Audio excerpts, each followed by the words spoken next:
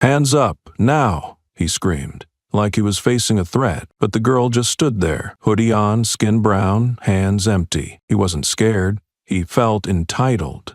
Believed someone like her couldn't possibly be innocent. In a clip under 40 seconds, America saw the truth. She didn't touch anyone, but the whole system pointed a gun at her. Days later, her identity stunned the nation, and the only question left was, who exactly did he pull that gun on? What state do you live in? Could this happen where you are? That morning, golden sunlight spilled across the pavement as if repainting a perfect scene.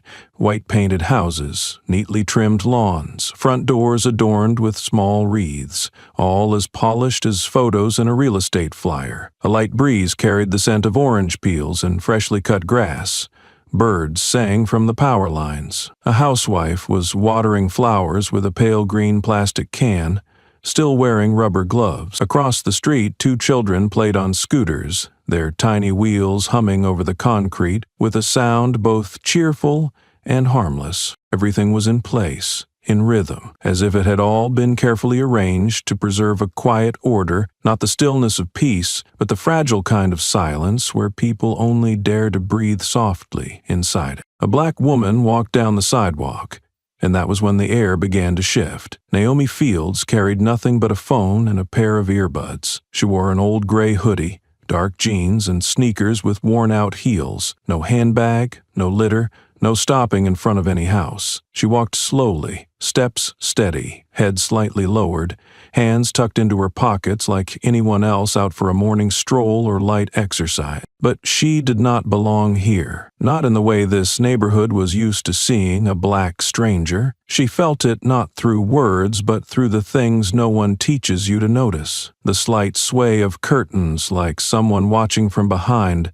the sharp click of an SUV door locking just as she passed, or the sudden silence of a golden retriever after its leash was tugged gently by its owner. Naomi was no stranger to those details. She wasn't surprised when someone stopped smiling the moment they realized her skin color. Nor was she surprised when someone did smile, but it was the cautious kind, the kind that said they'd reminded themselves not to look racist. She had walked through life with those expressions trailing behind her, but today something was different, a silence thicker than usual, a tension as thin as thread, yet it wrapped tightly around her. She quickened her pace, not out of fear, but because she hated being pulled into a performance she had never agreed to act in. And then, just seconds later, came the soft screech of wheels behind her. Naomi didn't have to turn around to know what it was.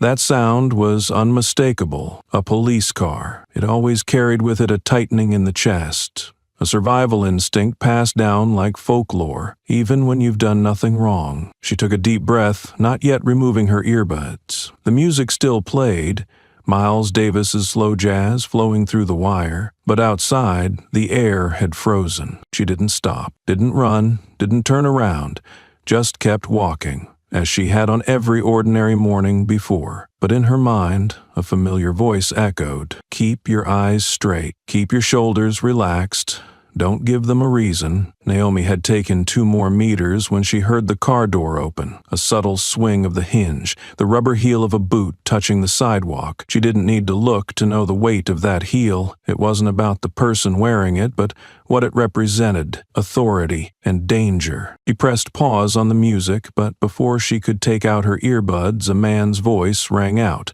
loud, cold, and commanding. "You stop!" Naomi still didn't turn around, partly because she refused to give him the satisfaction of calling and getting a reaction, partly because her patience had been forged over years no one wanted to remember. But the slamming of the car door behind her sent a pulse through the air. The footsteps continued, clear and deliberate, as if he wasn't just walking down the pavement but stepping into a role of power he'd rehearsed his whole life. Naomi glanced sideways. She didn't need a full look to confirm. He wore a Northridge City Police uniform, a bulletproof vest tightly wrapped around his torso, one hand resting on his duty belt, right where the Glock sat in silence beneath the nod of authority. Bryce Maddox, 38 years old, twice reported for discriminatory conduct, once reassigned for personal reasons. He was the kind of man trained by the system to always find a way out of the truth. Naomi knew his name, but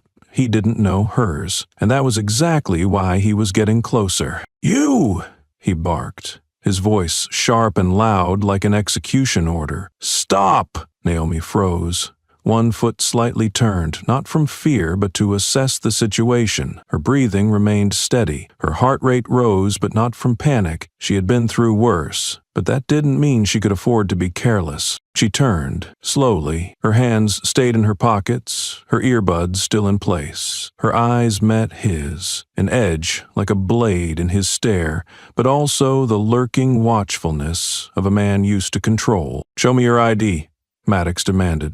No reason given, no scope of the stop is mentioned, not a single explanation to make his request lawful, just a bare command, unwrapped, not even cloaked in procedural language. Naomi didn't move. The earbuds stayed in, a quiet boundary holding her apart from the storm building ahead. She spoke, her voice light as breath, but every word precise. "I'm walking." "I know," he snapped back, cold and quick. "And I'm doing my job." "What crime do you suspect me of committing?" Naomi asked, still not removing her earbuds. One hand was still in her pocket. Maddox curled his lips into something like a smile, a gesture not found on any emotional chart, because it wasn't meant to be friendly. It was to mask the irritation of a plan slipping out of rhythm. Naomi didn't flinch, didn't blink, didn't take a single step back. "You don't have to commit a crime for me to stop you. You're loitering with no clear purpose. I need to verify your identity." "Loitering with no clear purpose?" Naomi nearly laughed, but she didn't allow herself to show a single expression. "And what are you basing that decision on?" she asked. Maddox narrowed his eyes.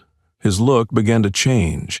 It was no longer contempt, it was caution. Not everyone responded in that tone. Not everyone knew how to strike exactly where it irritated him most. Legitimacy. A breeze swept by, lifting the edge of Naomi's hoodie. Dry leaves skidded along the pavement, as if laying down a perfect backdrop for a silence stretched tight as wire. The black woman stood still, earbuds in, eyes unblinking. The white officer faced her, and the gun at his waist was starting to feel far too close. In a normal world, this might have been just a simple exchange. But in a world where skin color comes before identity, where authority doesn't have to justify itself, where the accused must prove they're innocent, this was the seed of every tragedy. And Naomi knew she had just crossed that invisible line. She remained still, didn't remove her hands from her pockets, didn't raise her voice. Everything about her, from breath to gaze, moved to a calm, slow rhythm that felt unnatural in its steadiness. But to men like Bryce Maddox, calm wasn't a sign of confidence, it was a threat, and nothing made him lose control faster than the feeling of losing control. He drew his gun.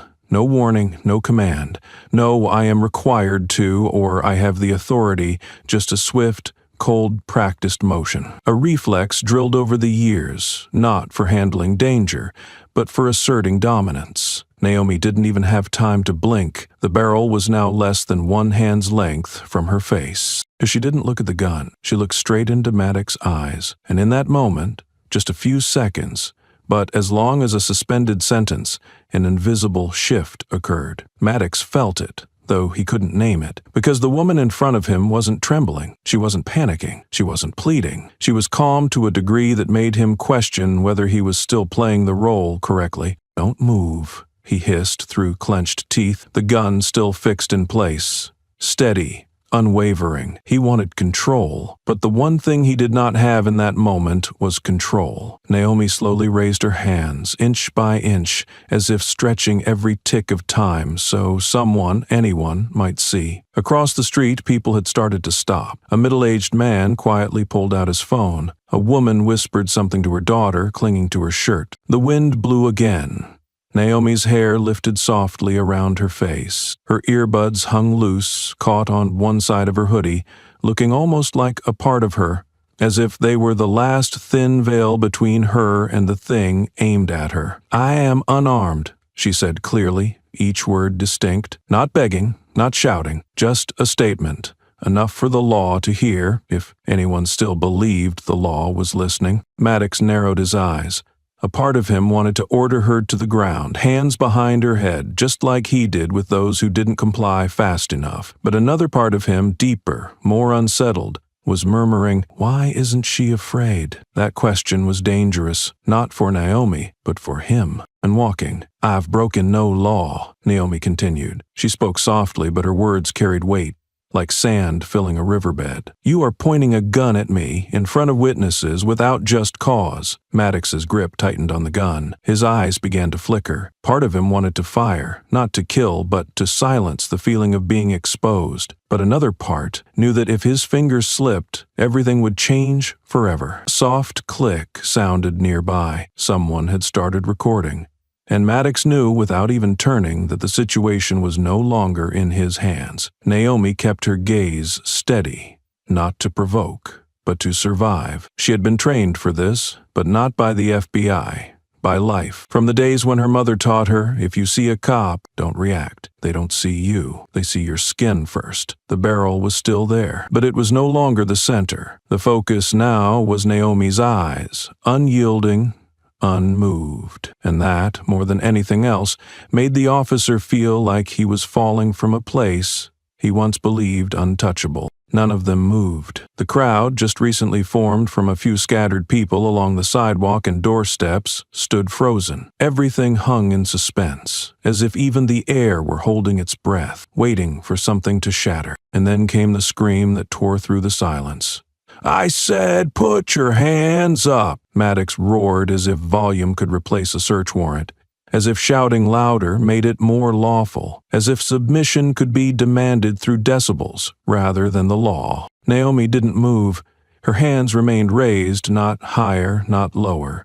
She stood still, a fixed frame in a world that kept shifting around her. The wind still blew, leaves are still scattered, sunlight still spilled across the pavement, but now everything felt like a background to a central scene no one ever wanted to witness. The barrel of the gun still pointed at her, and Maddox, despite the shouting, did not step forward. Naomi looked at him. No flinch. No fear on her face, just that gaze, calm, sharp as glass, laying bare something people like Maddox never wanted to see, the nakedness of authority when confronted. Across the street, a man stopped his bicycle. An elderly woman watering flowers froze mid-pour. Two children stopped playing with their scooters, standing behind a gate, staring without understanding why a woman simply walking was now staring down the barrel of a gun. And then, one by one, the eyes began to converge on a single point. No noise, no chatter, but enough to shift the gravity of the scene. Naomi heard the whispers. A woman's voice. "What's happening?" A man's voice, lower. "She must have done something, right?" A camera shutter clicked. Another video began. Phones were lifted not out of bravery but out of habit.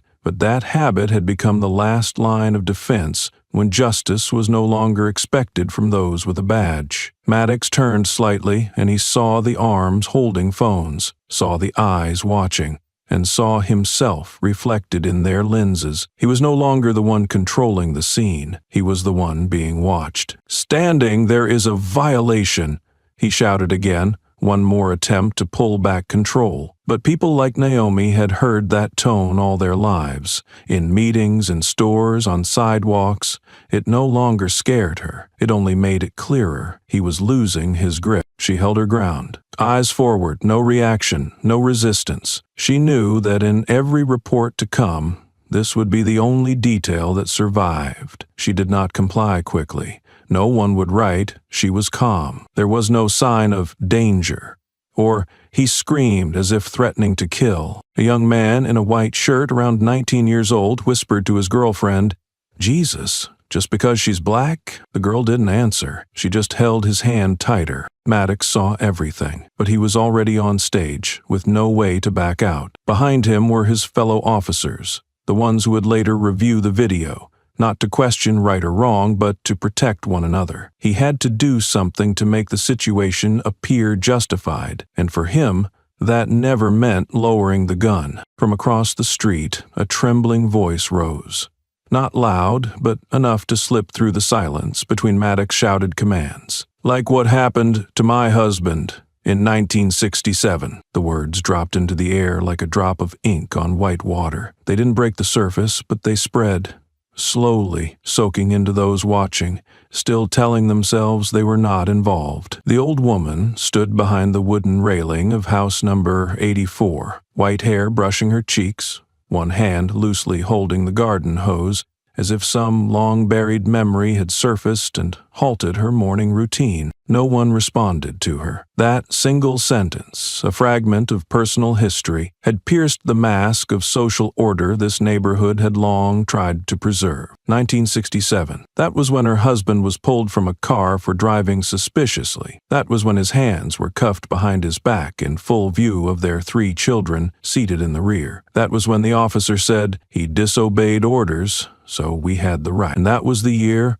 all his African-American dreams began to crack, not from a baton strike, but from the silence that surrounded it. That year had seemed distant, but this morning it returned. No need for old name tags, no vintage uniforms, just a black woman and a gun inches from her face. Maddox did not hear, or did not want to hear the old woman's words. He kept the gun in place, his other hand darting forward as if he had suddenly secured a legitimate right to search. "All right, let's see what you're hiding in here." Before Naomi could react, he shoved his hand into the pocket of her hoodie. Naomi stiffened, not from fear, but from revulsion. It wasn't the feeling of being threatened. It was the feeling of being handled, as if she had been reduced from a human being to an object to be inspected. Maddox pulled his hand out. In his palm were a car key, an old copper-colored lipstick, and a crumpled pack of chewing gum. He let out a dry chuckle, one corner of his mouth curling, as if he had just uncovered damning evidence, even if only in his imagination. Cheap stuff. The words weren't aimed at the items. They were aimed at the person. He didn't need to shout it, didn't need to insult her directly. Just a passing glance, then looking away was enough to say, "You're not worth it." Naomi stared straight at him, lips pressed tightly. Without reacting, she knew that if she responded, even a raised eyebrow, that alone would be logged as hostile attitude. She didn't need to ask, "Do you have a warrant?" because she knew he didn't. She didn't ask, "Under what authority?" because she knew what he clung to wasn't authority, but habit. A long-standing, systemic habit, nurtured by the silence of a society that once taught skin-color determined credibility. Naomi's anger didn't erupt into words. It tightened in her throat like a thread wound too tightly. Not enough to break her, but enough to keep her from collapsing. Then, from the crowd, a woman's voice rang out, not loud but clear. "Why don't you check my pockets?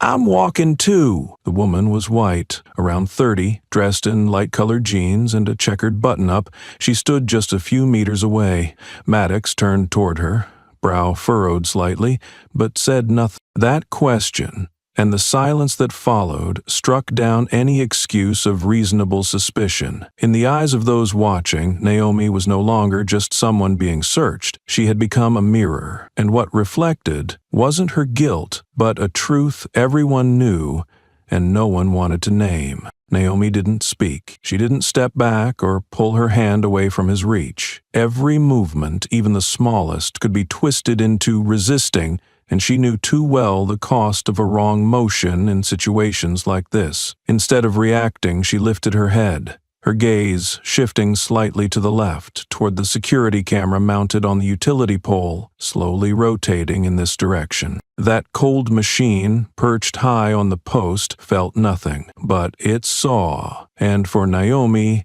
that was enough. Her upward glance wasn't a plea or a cry for help. It was a signal, a silent message. "I know someone is watching, and I am letting you see this." On the street, the air went still, like something had fallen and no one dared pick it up. Maddox still stood in front of her, his gun lowered slightly, but his face stayed tight with a mix of vigilance and unease. There was something about Naomi's stance that made him uncomfortable. Not because she resisted, but because she didn't resist in the way he was used to. She didn't argue. She just stared into that unblinking lens as if giving testimony with her eye. Across the street, the crowd had grown. There were whispers now, soft, cautious.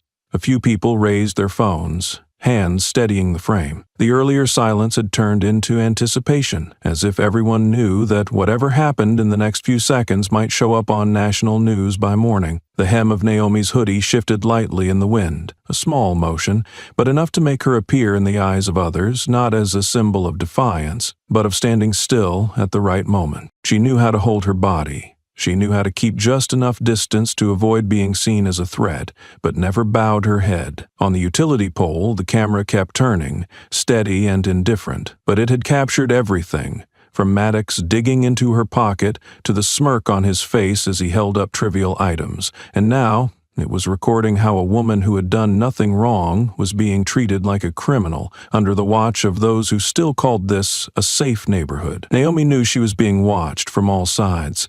Not just by the camera, but by the phones live streaming, by neighbors peeking through curtains, and even by the children who didn't understand, but could feel something very wrong was unfolding. Still, she didn't turn, didn't step away, didn't look at anyone else. The only choice she had was where to direct her gaze, and she chose to aim it at the place where truth could be kept.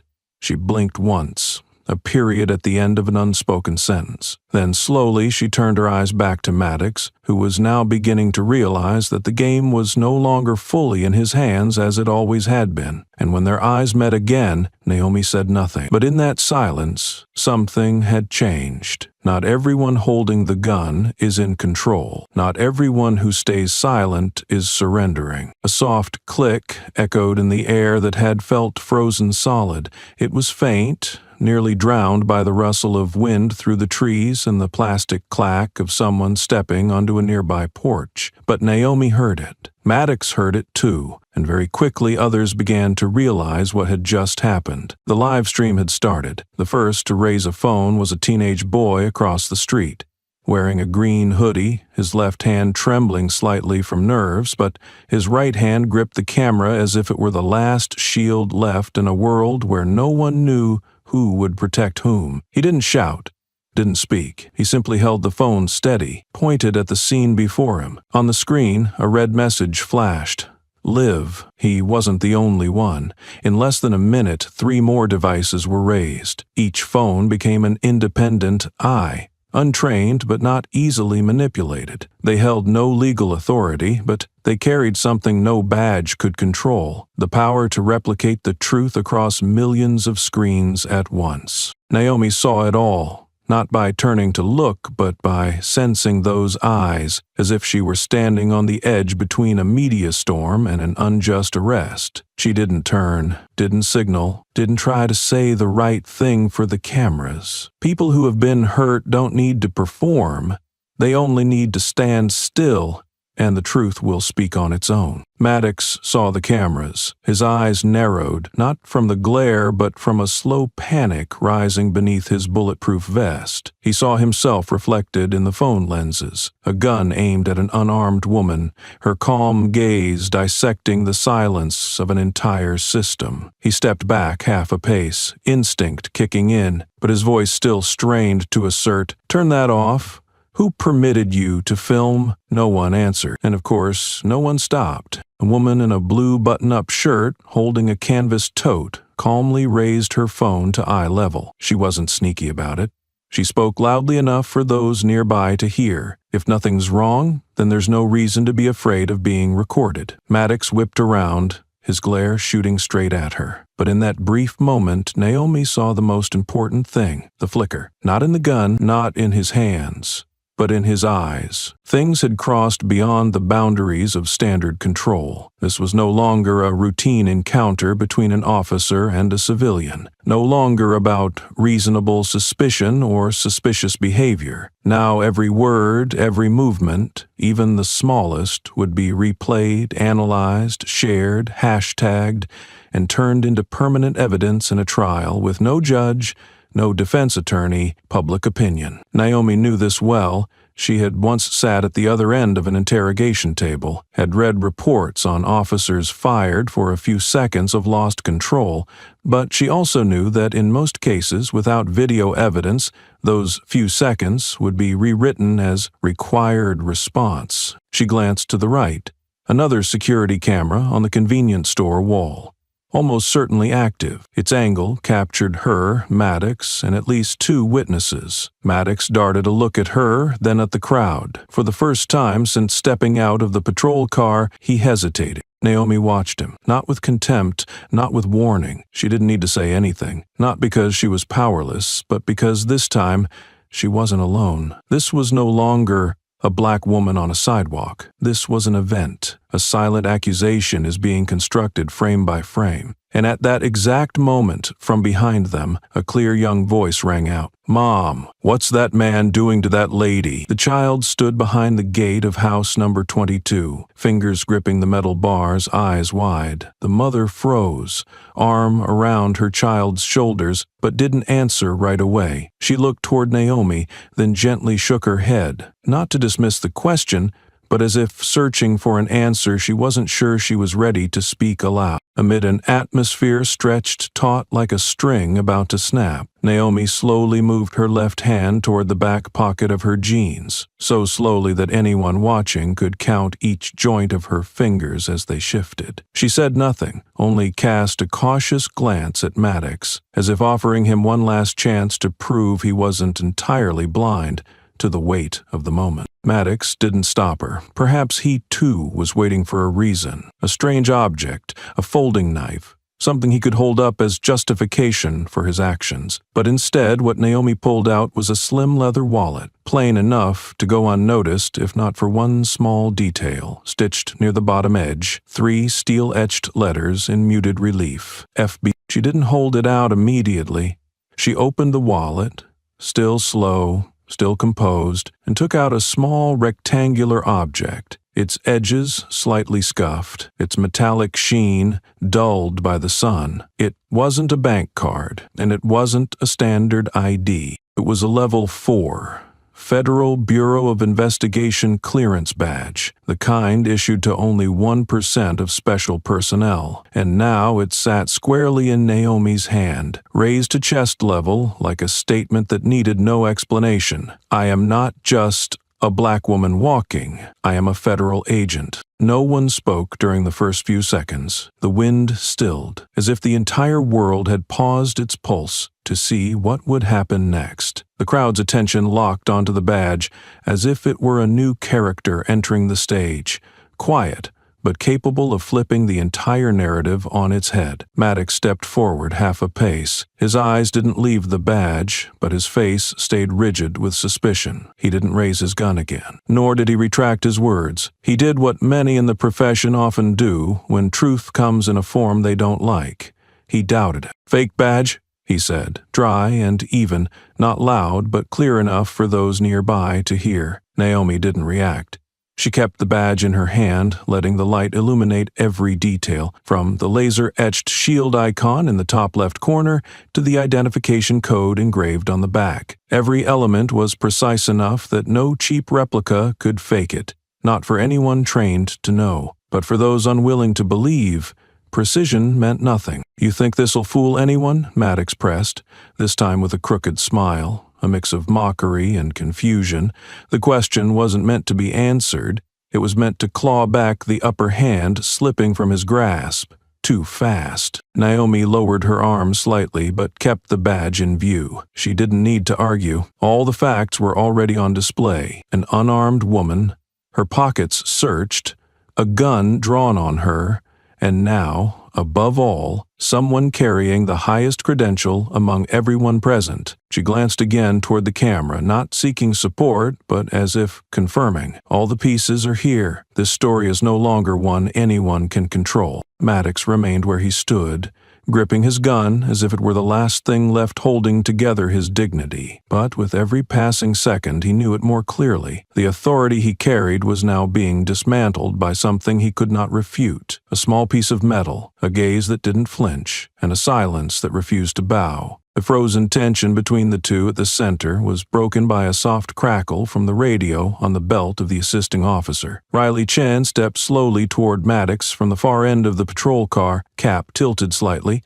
collar turned up just enough to shield the rush of emotion rising too fast to contain. She had seen the entire thing, from the moment Maddox aimed his gun at an unarmed black woman, to the instant that cold metal badge was raised in the middle of the street. And even though Riley had been trained, had learned how to keep a neutral face no matter the situation, this time the slight tremble at the edge of her mouth betrayed her. Her steps slowed as she approached Maddox, who stood tense as if letting his guard down by even a fraction would cause the world to fall away. Riley didn't look at Naomi first. She looked at the badge. She knew that badge. Every detail, every laser-cut line, every code glinting in the sunlight. It wasn't the kind of thing an ordinary person could fake. It wasn't even the kind of badge a low-level FBI agent would carry openly. That badge signified internal clearance, authority to access restricted areas, and, if necessary, to temporarily suspend local departments during a federal investigation. In other words, the woman standing before them now could, if she chose, place the entire police station under federal scrutiny. Riley swallowed hard, then spoke. Not loudly, but clearly. "Bryce, if she's real..." Then the sentence didn't finish. It didn't have to. The rest hung in the air like a blade not yet driven in, but sharp enough to make someone pull their hand away. Maddox turned to Riley, his gaze sharpening as if trying to silence her with a look alone. But Riley didn't look away, not this time. Even though her heart pounded in her chest, even though every nerve in her body screamed, "Don't interfere," there was something in the way Naomi stood, upright, silent, unmoving, that made it impossible for Riley to keep pretending this was just another routine patrol. Riley lowered her voice, as if offering a warning she didn't quite dare to label aloud. "I saw that badge in the training files. Bryce." She trailed off. Maddox turned fully toward her now, gun still in hand but lowered to his thigh. A flicker of hesitation crossed his face, unclear whether it was confusion or anger. He wasn't ready to let go of the weapon, but he no longer had the certainty to claim he was in control. Meanwhile, Naomi stood completely still. The badge remained in her left hand, sunlight casting a pale metallic sheen across its surface. Her eyes followed every movement, not intensely, not threateningly, only as someone who was witnessing. And perhaps that was what unnerved Maddox most. She didn't argue, didn't try to prove anything. She let them confront the truth themselves. Every step Riley took forward pushed Maddox further toward what could no longer be denied, and every second Naomi stayed silent stripped away another layer of professional pretense, revealing a plain reality. There was nothing to use against her, except prejudice. Naomi said nothing, but her eyes did, clearly, coldly, like a mirror exposing a truth someone had tried to bury beneath a uniform and a badge. And now, it was not Naomi standing before them, but themselves, for the first time. Maddox didn't respond to Riley. He looked at her for exactly 1 second. A look that sliced between warning and fury, then whipped back around toward Naomi. His hand yanked the badge from hers in a sharp, uncontrolled motion, as if handling a dangerous object rather than a legitimate credential. The badge landed in his palm, catching a glint of silver in the sunlight, emitting the faint metallic clink of parts touching. But Maddox didn't look at the details. He didn't read the ID code, didn't check it against the system. He never intended to verify anything. The first thing he did was let out a dry laugh, neither amused nor joyful, then shook his head, curling his lip. "Just a toy," he muttered. His voice was loaded with denial, not denial of the badge itself, but of the reality he was now being forced to confront. Naomi didn't reach for it. She remained exactly where she was, her gaze tracking his every move like someone inspecting a malfunctioning version of a system she once believed she understood. Maddox turned the badge over and over in his hand, gripping it without confidence, as if what he held was a burning indictment slowly eating through his skin. He didn't notice or refuse to acknowledge that everyone around was watching. A young woman across the street quietly raised her phone higher, ensuring the moment Maddox snatched the badge was fully captured in the frame. A young man in a business suit paused on the sidewalk, lips pressed tight, eyes flicking rapidly between the three, Naomi, Maddox, and Riley, as if calculating who truly posed the greater threat. Riley Chen took a step back. Not a big one, not dramatic, but obvious to anyone who was paying attention. She didn't turn away, nor did she deny her responsibility, but the moment Maddox snatched the badge, the way he refused to check it, refused to verify it, left her in a nameless space between right and wrong. She no longer knew whose side she was on, and perhaps the most frightening thing was the realization that she too might have done the same, if no one had been standing there like Naomi. The distance between them, only a few paces, suddenly became an invisible boundary where Riley couldn't tell whom she was doubting, the woman with the unblinking eyes, or the colleague scrambling to mask panic with authority and volume. Maddox kept shaking his head, even though no one had asked. The badge now hung by his side like a worthless item ready to be tossed. "Badges like this are everywhere. Street vendors sell them," he muttered, this time not looking at anyone in particular, as if explaining to himself. "Looks real, but anyone could fake it." Naomi still didn't respond. Her silence was no longer a weapon, it became a curtain quietly concealing any unnecessary reaction. This was how she endured situations not worth arguing over. She didn't need to shout, "I'm real."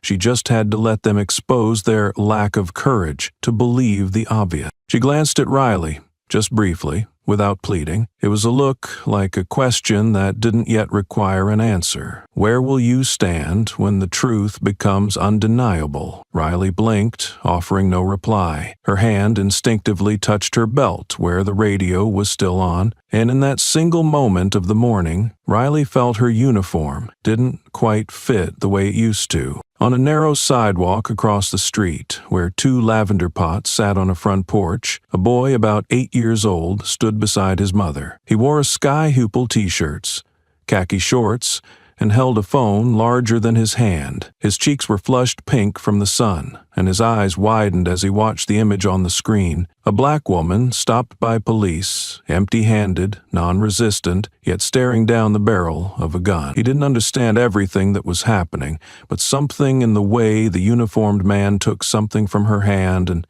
said something made his throat tighten. He turned to his mother, tugged her sleeve, and whispered, just loud enough for nearby people to hear, "Mom, why are they doing that to her?" The mother froze. She didn't look up right away, only stared at her son, one hand gripping the strap of her purse, knuckles pale. The question wasn't new, but it was the first time it had come from her son, the boy who just yesterday had drawn a picture of police officers catching bad guys in blue crayon. She didn't know how to answer it properly. Tell the truth and risk breaking his trust, lie and risk planting a crooked belief that might one day grow into something neither of them could undo. A light breeze passed, brushing a few loose strands of hair across her cheek. Naomi still stood there, silent, unmoving, and it was her stillness that made everything around her burn brighter in the eyes of those watching. The mother leaned down and looked into her son's eyes for a few seconds. She took his hand, not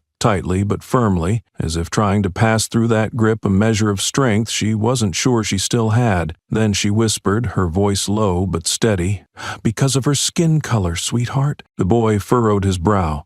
"What's wrong with skin color, Mom?" She didn't answer right away. Her eyes flicked toward Naomi, and for a split second, they met Riley Chen's gaze. In that flash of recognition, two women, one in uniform, one in a hoodie, understood each other without words. She turned back to her son and spoke slowly. "Some people think skin color decides whether you can be trusted.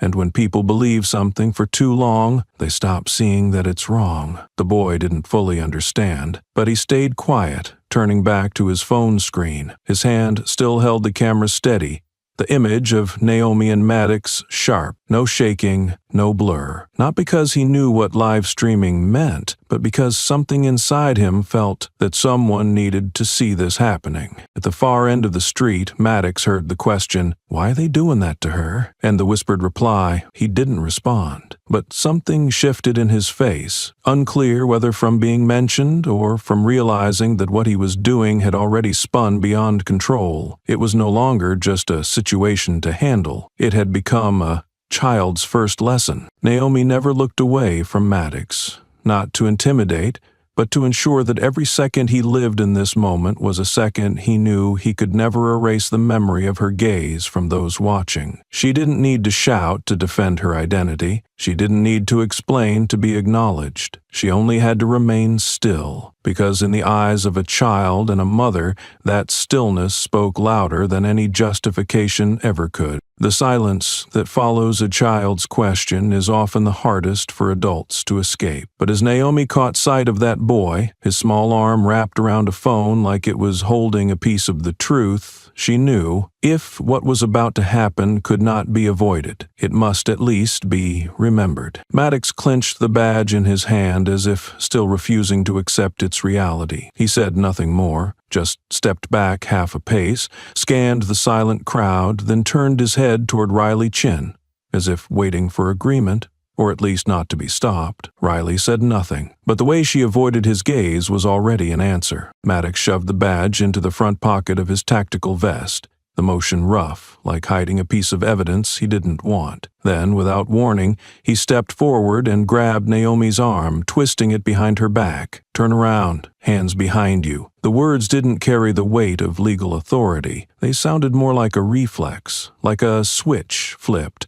once there was nothing left to control. Naomi didn't resist. She turned, slow and steady, like someone who knew every movement was already recorded, not just by cameras, but in the memory of every witness present. The cold cuff touched her wrist like a quiet reminder that in this country, some things haven't changed, no matter what the documents in your wallet say. Click. The sound of the steel tightening rang out as if someone had turned the volume up on this moment. A few people in the crowd exhaled sharply. An elderly woman across the street clutched her husband's hand and murmured something too quiet to hear. The child kept filming, and for the first time during the entire live stream, he lowered the phone, not because the battery was dying, not out of fear, but because he wasn't sure whether he should keep recording this moment. His mother placed a hand on his shoulder, then gently lifted the phone back up. "Keep filming, sweetheart. Not everyone believes it unless they see it with their own eyes." Riley Chen stood still. She didn't help Maddox with the cuffs. She didn't intervene either. But it was that very stillness that gnawed at her the most. In her mind, questions spiraled. Was that necessary? If she is an agent, then what exactly is happening here? What am I going to write in the report? But none of those questions came out, and the silence hung there like a stain on the badge she wore. Naomi was led forward a few steps, hands locked behind her back, palms up, no longer free, but far from defeated. Her posture was upright, and each step was steady. No bowed head, no lowered eyes. She moved as if walking into a hearing, not being arrested. Someone in the crowd whispered, "Just because she didn't look like everyone else in this neighborhood?" Another voice murmured, "No, because she dared to stand still." Maddox didn't look back. He kept his head low, perhaps to avoid the cameras or the eyes of his colleagues. Sweat was starting to pool around his collar. The radio on his left shoulder crackled faintly, but he didn't answer. Maybe, for the first time that day, he didn't know what to say to make any of this look right. Naomi passed a nearby SUV, its window reflecting her image.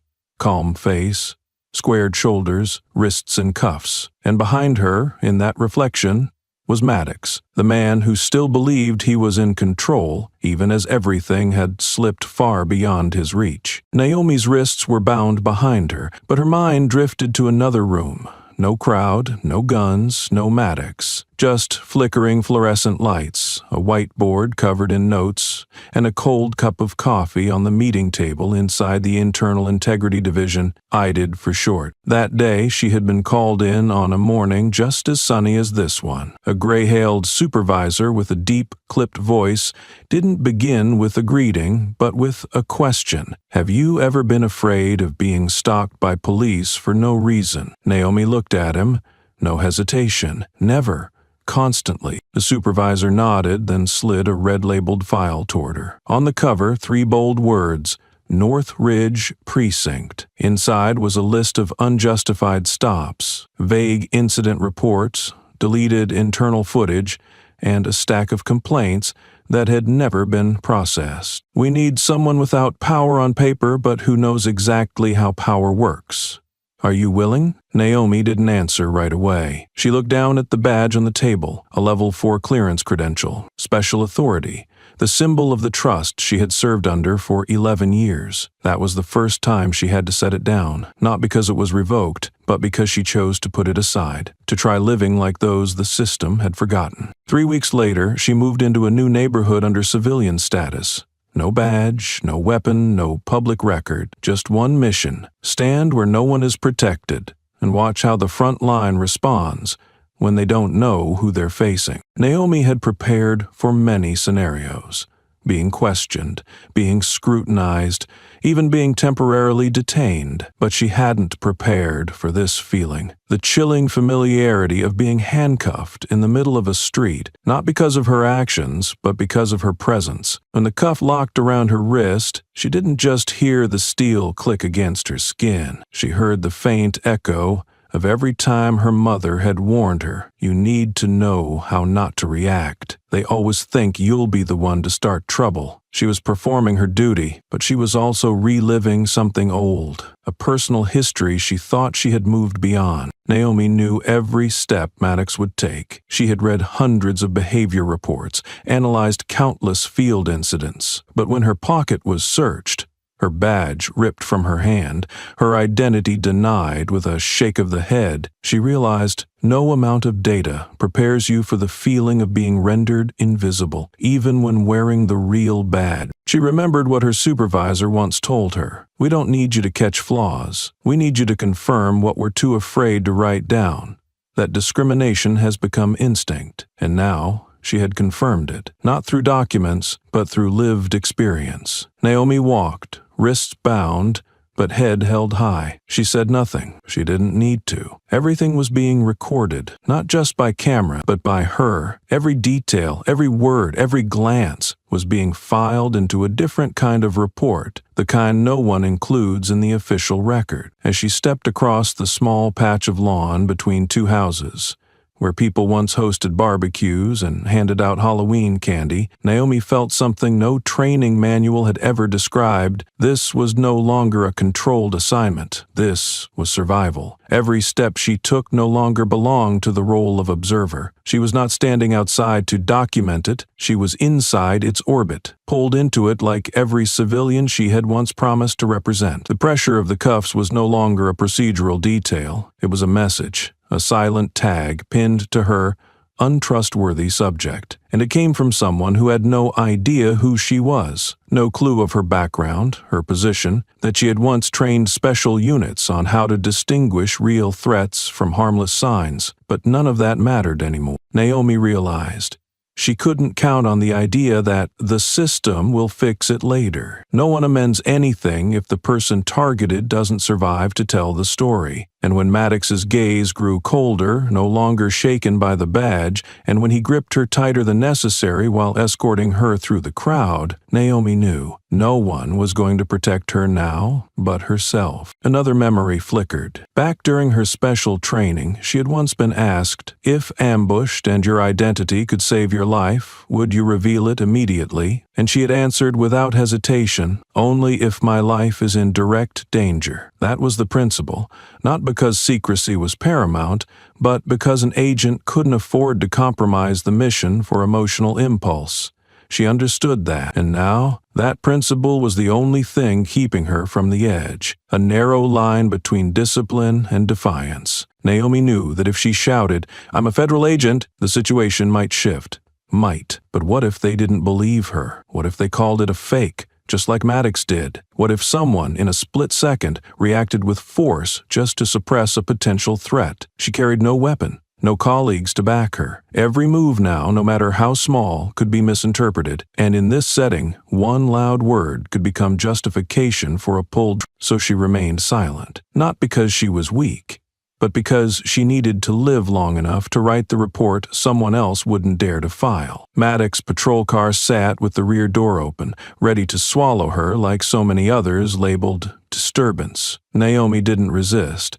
She knew every movement was being filmed, and she also knew how easily a few inconvenient seconds could be edited out before broadcast. Each time she lowered her head, she heard her mother, inside her mind, whisper again, "They may not believe you, but don't let them decide who you are." Naomi didn't lower her head. She stepped into the patrol car with her head held high, shoulders straight, hands cuffed, but her mind fully clear. The journey from agent to suspect had taken only a few minutes, but the journey in reverse, from a moment of injustice to an undeniable truth, would take far longer. It would require data, witnesses, and wounds that never made it into any report. She just needed to survive long enough to tell the story. The patrol car door slammed shut behind Naomi. No one in the crowd laughed. No one clapped. Only the wind moved, whistling through the gaps between houses, slipping through metal fences as if carrying a warning. This will not end here. Another sound began to rise at the end of the street. Red and blue lights flashed. A second patrol car turned onto the cobblestone road, then a third. Naomi tilted her head, gazing through the thin barrier of glass. Her eyes were no longer on Maddox. She was watching those about to enter the scene. People who didn't yet know that today they were not merely taking part in an arrest, but stepping into the center of a living report. The sound of sirens sliced through the already paper-thin air like a blade. Red and blue lights pulsed against brick walls, glass windows, and the sidewalk, making the once peaceful street blaze with a glow that no longer signaled safety, but warning. The system was arriving to protect itself. The first SUV pulled in at an angle across the street. Another patrol car closed in behind Maddox's vehicle. Doors flew open. 4 officers stepped out. Their eyes swept the scene quickly. Naomi, already handcuffed. Maddox, hand resting on his holster. Riley Chen, a step back, her face still unable to hide hesitation. They didn't ask what had happened. They didn't request a report. They simply looked at Maddox and, as if receiving some unspoken signal, immediately spread out and took positions. No one asked, "What authority do we have?" No one questioned, "Who's the suspect?" Everyone acted as if guilt had already been assigned, and the only task left was to make it disappear from view as quickly as possible. An officer named Briggs, tall, blond, square-jawed, stepped to the rear door of the patrol car, opening it like one might open a hatch for a sack. Another, a woman with a face like stone, knelt to inspect Naomi's handcuffs, then nodded. Tight. Riley Chen stood frozen. Every action now had moved beyond individual discretion. She was just one link in a machine already in motion, driven not by ethics, but by efficiency. Naomi was tugged forward, not violently, but without room for choice. Her arms were lifted behind her back, pulling her shoulders tight in reflex. She drew in a breath, deep enough to steady her steps. The crowd had now formed a living ring. They were no longer silent. A woman shouted, "She's a federal agent! I got her on video!" A man's voice followed from behind. "Why aren't you letting her go?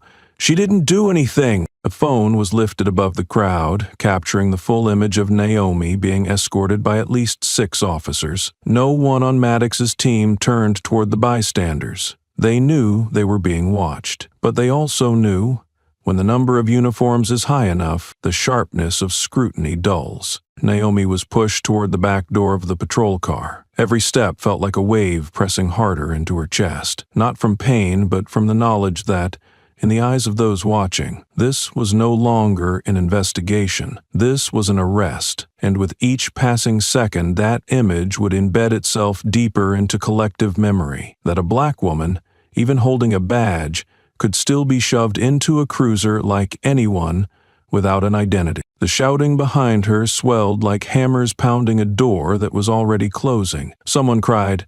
A child asked, "Mom, where are they taking her?" She didn't look back. She wasn't allowed to look back. The door slammed shut behind her. That heavy sound marked the end of the morning, but it did not end the story. From behind the tinted glass, Naomi could still see the faces outside, some angry, some frightened, some still trying to understand what had just happened, and she knew those faces mattered more than any report, because those outside the system, were the only ones who could turn it upside down. She closed her eyes. 1 second, then opened them, sharper now, no longer the one being taken, but the one observing everything, every word, every reaction, every glance. From Maddox's support team. She was no longer just the target, she was the witness, from the inside. As the patrol car rolled off the curb, leaving behind a wave of eyes that hadn't yet looked away, Maddox had still not gotten into the vehicle. He stood behind, shoulders taut beneath his vest, right hand hovering near his holster,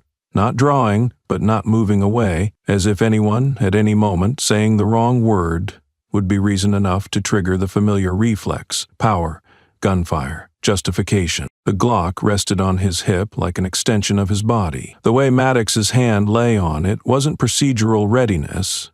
It was a warning, an invisible boundary he wanted to draw between himself and everyone else, including his colleagues. Riley Chen stood slightly behind, no longer part of the formation. She looked at Maddox's hand, then at the crowd, and in that moment she realized it too. That grip wasn't to protect anyone. It was to keep himself from collapsing. Maddox didn't look anyone directly in the eye, but his head shifted slightly, his gaze sweeping over each person like a scanner searching for threats. And everyone not wearing a uniform was filed into the same mental category. Might be recording, might ask questions, might cause disruption. Suddenly, from across the street, a male voice called out, not loud but crystal clear, "They arrested her! For the earbuds?" The question dropped like a stone into the compressed surface of a lake. That lake was the crowd's collective psyche. Many had thought it, but no one dared to say it. Now it had been said, by a young black man, around 20 years old, wearing a beanie and sunglasses, phone held high, camera already rolling. He didn't move closer, just stood there, eyes locked on Maddox, as if to say, "I see you, and I want everyone else to see you too." Maddox didn't answer. He turned to look at the young man, his feet shifting half a step, just enough to make clear that if he chose to act, he would. His hand never left the gun. "Just the earbuds, huh?" the young man repeated. His tone was calm, but every word was sharpened by generations' worth of restrained contempt. No gun,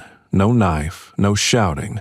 But she gets dragged off in the middle of the street. For earbuds? No one on Maddox's team responded. They weren't trained to answer questions like that. They were trained to write reports, to reframe events, to label an action as non-compliant behavior. But no one had taught them how to respond to a raw truth being live-streamed in real time to thousands of people. The young man stepped forward one pace, not threatening, not yanking the camera, just enough to bring the frame a little closer. He panned the shot from Maddox to the patrol car, slowly reversing out of the street, then stopped at himself. "Last Monday I was told to sit on the curb for wearing a hoodie while jogging. Now it's earbuds. What's next week? Skin color?" No one interrupted him. No one told him to stop. Because this time, maybe even those in uniform knew, you can't stop a truth once it starts spreading. Naomi, sitting behind the tinted glass of the patrol car, couldn't hear every word. But she saw his lips move. She saw the crowd begin to shift differently, not stepping back in fear, but standing their ground to see what would happen next. And in that moment, Naomi understood that the silence she had held from the beginning was no longer alone. Someone else was speaking now, and they weren't wearing a badge. Just hours after the patrol car rolled away from that sunlit street, what had happened no longer lived only in the memories of those who witnessed it. It began to live a different life, inside phones, on screens, through cropped clips, slowed replays, looping with bold black text beneath. This woman showed her FBI badge. They cuffed her anyway. A video, exactly 4 minutes and 13 seconds long, shot from a slight right angle, the lighting clear enough to catch every expression, was uploaded to an anonymous TikTok account. No filters, no edits, just a simple caption. "What are they doing to her?" From there, the clip was shared exponentially. On Instagram, the account @ReformNow isolated the moment Naomi held up her FBI badge, her calm face, the light glinting gently off the edge of the metal, and added the caption, "No resistance, no threat, still arrested. Justice for Naomi." That hashtag started as a caption call-out, but by the end of the day, it had become a social label, a silent accusation that didn't need judicial approval. Justice for Naomi appeared on Twitter, Facebook, and Reddit. People who had never heard of Naomi Fields and others who had never known the fear of having a gun pointed at them in broad daylight began sharing it, not because they understood every detail, but because they knew the pattern too well. A black person, an unprovoked stop, systemic silence, and a camera that just happened to be rolling at the right time. Not long after, public figures began commenting. A well-known black journalist wrote, "Every time we think the system has learned something, another pair of cuffs snap shut, and this time it was an FBI agent." A civil rights attorney added a shorter remark, "If Naomi didn't have a badge, what would have happened?" No one answered, but millions of shares made it clear the question wasn't just hypothetical. It was reality for those without badges, without cameras, without hashtags, made in their names. Meanwhile, at a corner cafe, 3 college students huddled around an iPad playing the arrest video. One of them said, "She didn't need to say a word. Her expression, I've never seen anyone that calm while being treated like a criminal." Another nodded, "That's what scares them, not the shouting. The silence that knows exactly who it is." In a hair salon on the south side of the city, a mother braided her daughter's hair and whispered, "Look closely, baby. Never lower your head if you're right." She showed us that. And inside the State Internal Integrity Division headquarters, in a conference room lit by quiet white light, the same clip played for the 8th time. But this time, no one hit share. They hit pause, zoom in, and quietly began to take notes. As for Naomi, in a small holding cell with concrete walls and dim lighting, she still didn't know how far the video had spread, but she could feel something shifting. Not from within the jail, but from the outside, where the things she hadn't said were beginning to echo, louder than any defense ever could. The next morning, headlines began to appear, not just in the captions of anonymous social media accounts, but on the front pages of mainstream outlets, in bold fonts and thick red borders. FBI agent handcuffed at gunpoint by racist cops. The Washington Post, just below the headline, was an image of Naomi, not from an award ceremony or press briefing, but a freeze frame from the video. She stood in the street, hands behind her back, the collar of her hoodie blown slightly askew by the wind, eyes fixed on the distant security camera, while Maddox's gun remained just a few steps away. Within hours, that headline had been nearly duplicated by CNN, NBC, and Reuters. No one avoided the word racist. No one used incident under review, as they usually did, because this time all the evidence was already there, unremovable, uneditable by tight press statements. Fox News avoided the word FBI in their headline, but still had to admit the incident may involve a federal agent on assignment. Another broadcast opened with the question, "If not for the badge, would we have ever known who she was?" and answered itself in the closing segment. We wouldn't have, and maybe we never would. At a cafe in the heart of the financial district, 3 white men in suits debated over espresso.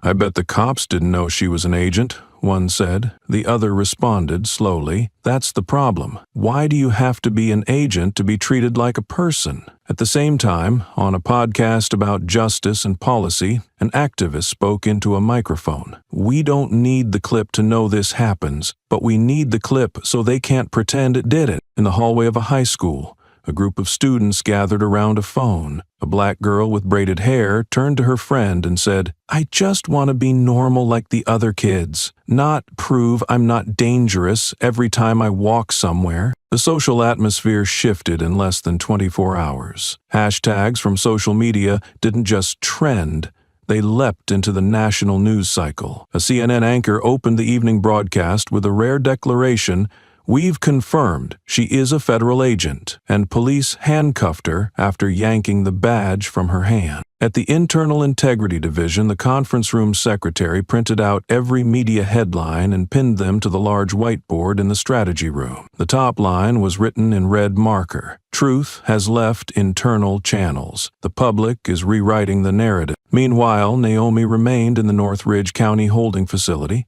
with no lawyer visits, no phone calls. She didn't know how loud it had become outside, but she didn't need to. She could feel it in the way the desk officer changed his tone when asking her name, in the way the guard avoided eye contact when handing over her meal tray, in the fact that no one dared to ask, "What are you in for?" She knew, when silence starts spreading from within the system, that's when the voices outside have become something they can no longer control. On the third day after the incident, a notice was sent to all stationed reporters in Northridge. Officer Bryce Maddox has been placed on administrative leave pending investigation. No press conference, no live statement from the police department, just a three-lar email with the familiar phrase, "Administrative leave pending review." On the third-floor hallway of the Northridge precinct, Maddox sat alone in a temporary office. A vacant room with pin-marked white walls, a rattling ceiling fan, and a desk with no computer. His tie was draped over the back of a chair. His nameplate was removed from the uniform, but inside Maddox, the defenses still held. When asked by a reporter from the Herald Tribune, "Do you believe it was wrong to draw your weapon?" Maddox answered without blinking, "I was following proper procedure. When someone fails to present identification, I have the right to request verification, and when there's a sign of non-compliance, I have the right to draw my firearm." "And what about her presenting an FBI badge?" The reporter followed. Maddox shrugged, his expression unchanged. "Anyone can print a badge. She didn't clearly state her identity. She didn't comply immediately. I couldn't be sure." The phrase "proper procedure" was repeated 3 times in the 8-minute interview. It wasn't just a defense. It was a fortress, a layer of linguistic armor that Maddox and countless other officers had been trained to wear in every moment of dispute. In his mind, perhaps nothing truly felt wrong, because wrong was only what violated policy, and if every move fits within the boundaries of protocol, then, no matter the outcome, it could always be justified. But outside, public opinion wasn't waiting for justification. Judgment had already begun. Social media split down the middle. One side argued that Naomi had been treated like a suspect solely because of her skin color, that if she had been white or male or in a suit or not wearing earbuds or anything else, the encounter would have unfolded differently. The other side posted statements like, "She didn't say she was an agent right away, so who's to blame? Cops can't read minds. They have to act for safety." Fine, don't blame them when the next victim isn't an agent. The comments reached millions of interactions, but more significantly, the debate spilled beyond the internet into family dinners, cafes, schoolyards, and workplaces. At a downtown bakery, 2 middle-aged women argued so loudly the shop owner had to step in. "Please keep your voices down." On a high school campus, a student was reprimanded for printing the hashtag "Justice for Naomi" on her jacket. She replied, "You say it's not school business, but what if she were my sister?" At a suburban church, a white pastor spent the entire Sunday sermon speaking about caution and unverified truths. Many congregants remained silent, but some left halfway through the message. Inside the detention facility, Naomi remained silent. She didn't request to speak. She didn't send out handwritten notes. She knew that at this point anything she said could be used to discredit her, and everything she didn't say was already being spoken aloud by the world outside. In that silence, she heard what many others missed. The system does not respond with apology. It responds by protecting itself from the inside out, beginning with phrases that have long worn thin. And when those phrases are no longer enough to shield the truth, the public will not agree. But in that division, Naomi understood, this time at least, the truth was no longer locked behind a closed door. On Thursday morning, before the sun had a chance to stretch across the leaning palms of Central Avenue, a short message appeared on the homepage of the Federal Bureau of Investigation. The individual detained by Northridge Police has been confirmed as Agent Naomi Fields, currently serving under an active covert assignment sanctioned by the Internal Integrity Division, IDD. That sentence, simple, even cold, was like an arrow piercing through every proper procedure argument Maddox and his apparatus had clung to for days. No more could be fake. No more unverified identity. No more gray areas. Naomi Fields was an agent, on assignment. and the system, though delayed, had finally been forced to admit it. Major outlets updated their headlines within 20 minutes of the statement. CNN retitled, "Confirmed. Cuffed woman in viral clip was on official FBI assignment." NBC ran with, "FBI breaks silence. Naomi Fields was investigating police misconduct when arrested." But the strongest blow didn't come from the press. It came from within law enforcement itself. The Internal Integrity Division, CIDD, officially stepped in. An internal memo was sent to all commanding officers of Northridge Police, requesting complete documentation, audio recordings, body cam footage, and individual reports from every officer present at the scene. The first subpoena was issued to Bryce Maddox, 3 pages, red-stamped, signed directly by the Deputy Director of IID. A single bolded sentence closed the document. Failure to cooperate would be treated as obstruction of a federal investigation. No one was unclear anymore about the nature of the situation. In the temporary meeting room of the Northridge Police Department, a kind of atmosphere never before felt settled across the entire second floor. Officers whispered, their faces ashen. A young rookie asked quietly, "Do you think she was planted here from the start?" No one answered. And in the holding cell where Naomi was still being kept under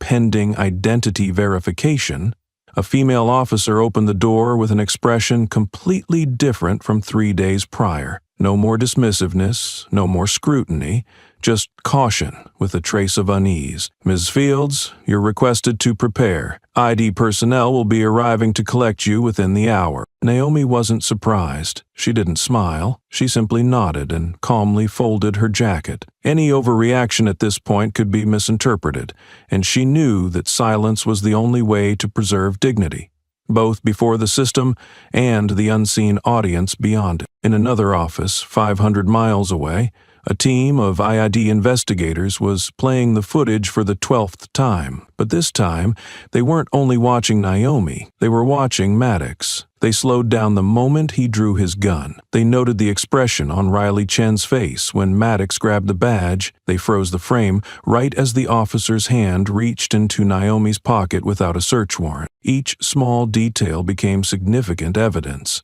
and the more they watched, the clearer it became. This wasn't a personal mistake. It was a systemic reflex.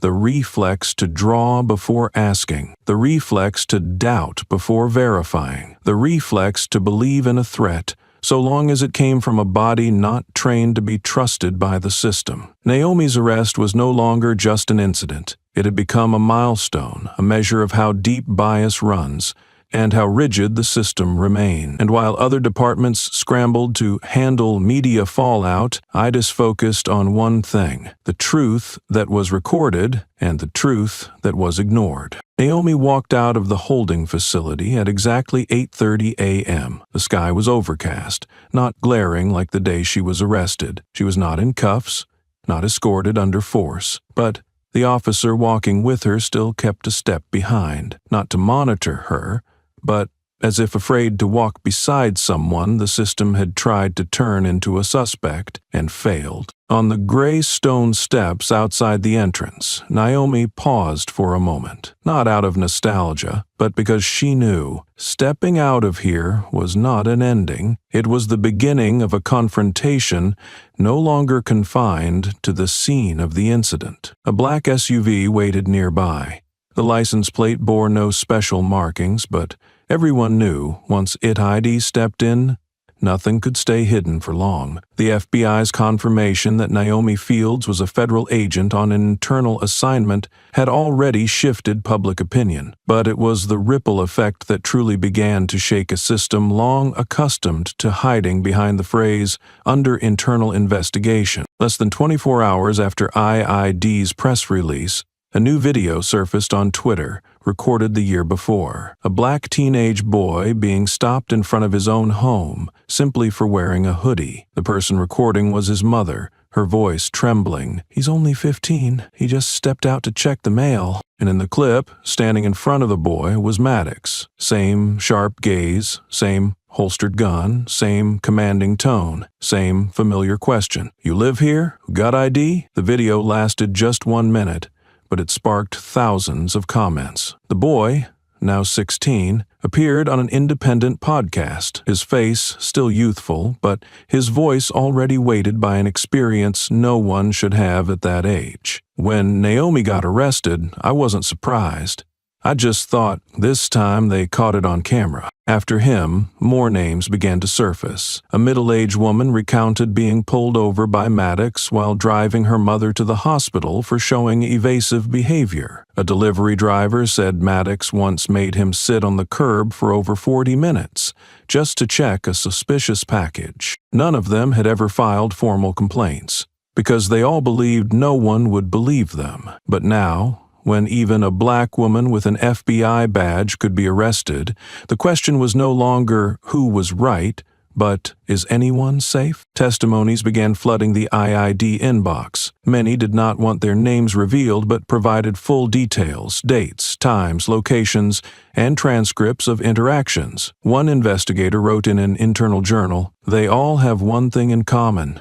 None of them spoke up for months. They only started when they realized they weren't the only ones." The media shifted its focus. It was no longer just Naomi's story. Now the name Maddox had become the headline. How many incidents like this weren't recorded? Who approved his promotion file? Has anyone ever monitored Maddox's behavior in the field? The Northridge Police Department's HR division received an order to review all closed complaints from the past 5 years involving Maddox. Several cases previously marked as insufficient evidence were reopened. Then, in a special Sunday night interview aired on CBS, a black man sat across from a silver-haired journalist, the lighting casting soft shadows on a face lined with age and experience. He was Thomas Fields, Naomi's father. His voice was low and steady, but there was no pain hidden in it. "I didn't call her these past 3 days because I knew she was on assignment, and I trust she knows how to take care of herself." He paused,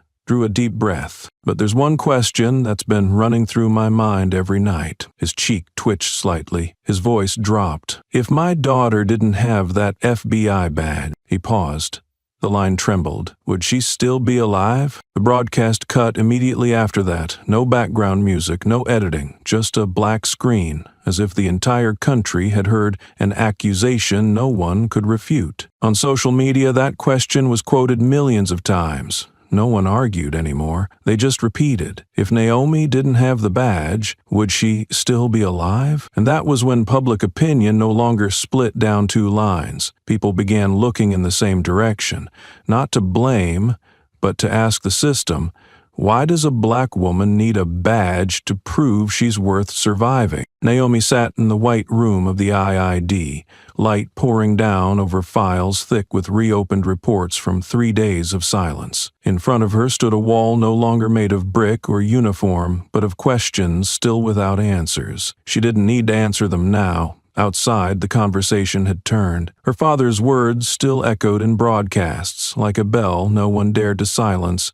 And while the world waited for Naomi to appear, to say something, to make a statement, she simply stood, fastened her top button, and prepared to leave, not to respond, but to decide when and how she would speak. Because sometimes, in the loudest society, the right to remain silent is the loudest voice of all. Naomi had been out of detention for less than 10 hours when the first summons from the FBI was delivered to her. Not from the press, not from a journalist, not a word of gratitude for remaining composed under public pressure. Just a standard A4 sheet, the official seal faintly stamped at the bottom, stating the time and location, 8:00 a.m., Military Conservation Room. And Naomi, who had participated in dozens of investigations into personnel misconduct, knew all too well. When a summons arrives that quickly, it is never a sign of a friendly meeting.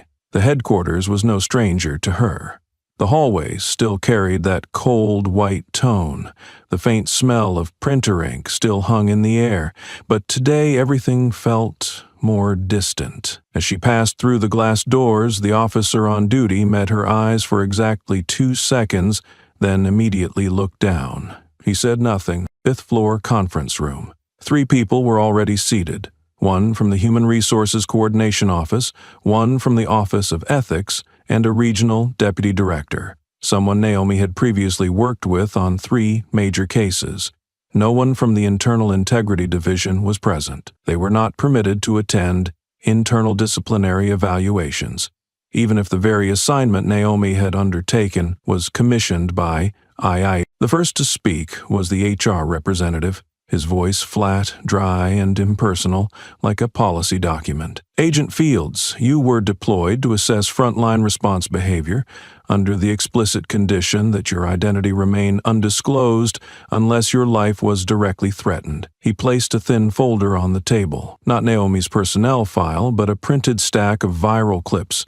The moment she held up her badge, Maddox snatched it, and she was handcuffed in the street. We have received the incident brief from IID, and what occurred on record shows that you revealed your badge before an actual threat to your life was evident. Do you have any justification to offer? Which Naomi didn't answer right away. She looked at the photo on the folder's cover, and it was her, holding up the badge in her left hand, the light catching the metal. But no one had printed the frame before that, when Maddox's gun was pointed straight at her face, and his hand had already reached into her pocket without a warrant. She took a deep breath, then looked up. Her voice wasn't loud, but it stood firm, like a post driven into the center of a storm. I didn't reveal my identity. I survived. Naomi locked eyes with the deputy director, the same man who had once written her a letter of commendation after last year's human trafficking bust. When the gun's already drawn, when my pockets are searched, when I'm not allowed to ask why I'm being detained, that's no longer a covert op. If I hadn't held up that badge, I might have ended up as a headline without a name. The ethics officer spoke up for the first time. You have to understand that revealing your identity violates covert protocol. It could jeopardize the entire operation. Naomi leaned back in her chair, eyes unblinking. If I die during the operation, it's jeopardized all the same, and no one will have the courage to say why. No one replied immediately. In that room, no one refuted her words, but no one confirmed she was right either, because her kind of right didn't live in the policy handbook.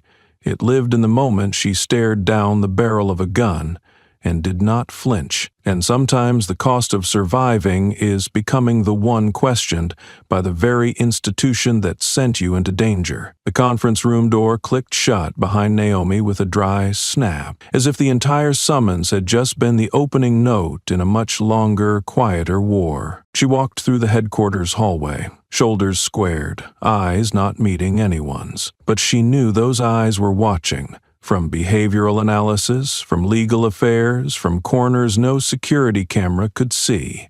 And Naomi understood. She was no longer an employee, a colleague, an agent. She had become a situation, a name typed in all caps in internal emails, the Fields incident. Within less than 48 hours after the FBI confirmed Naomi as an agent on assignment, the Bureau had split into 2 clear camps. On one side, mostly from the administrative and coordination divisions, believed Naomi had violated covert protocol, that revealing identity was never a personal choice, and if everyone acted that way, the entire internal operations framework would collapse. Someone even wrote bluntly in an internal email, "Don't let one emotional decision dismantle an entire professional system." The other side, quieter but no less present, was those who had worked in the field, people who knew what it felt like to be doubted for walking off beat, for looking the wrong way, for having skin that didn't match the expectation. They didn't speak publicly, but they messaged each other, and that evening,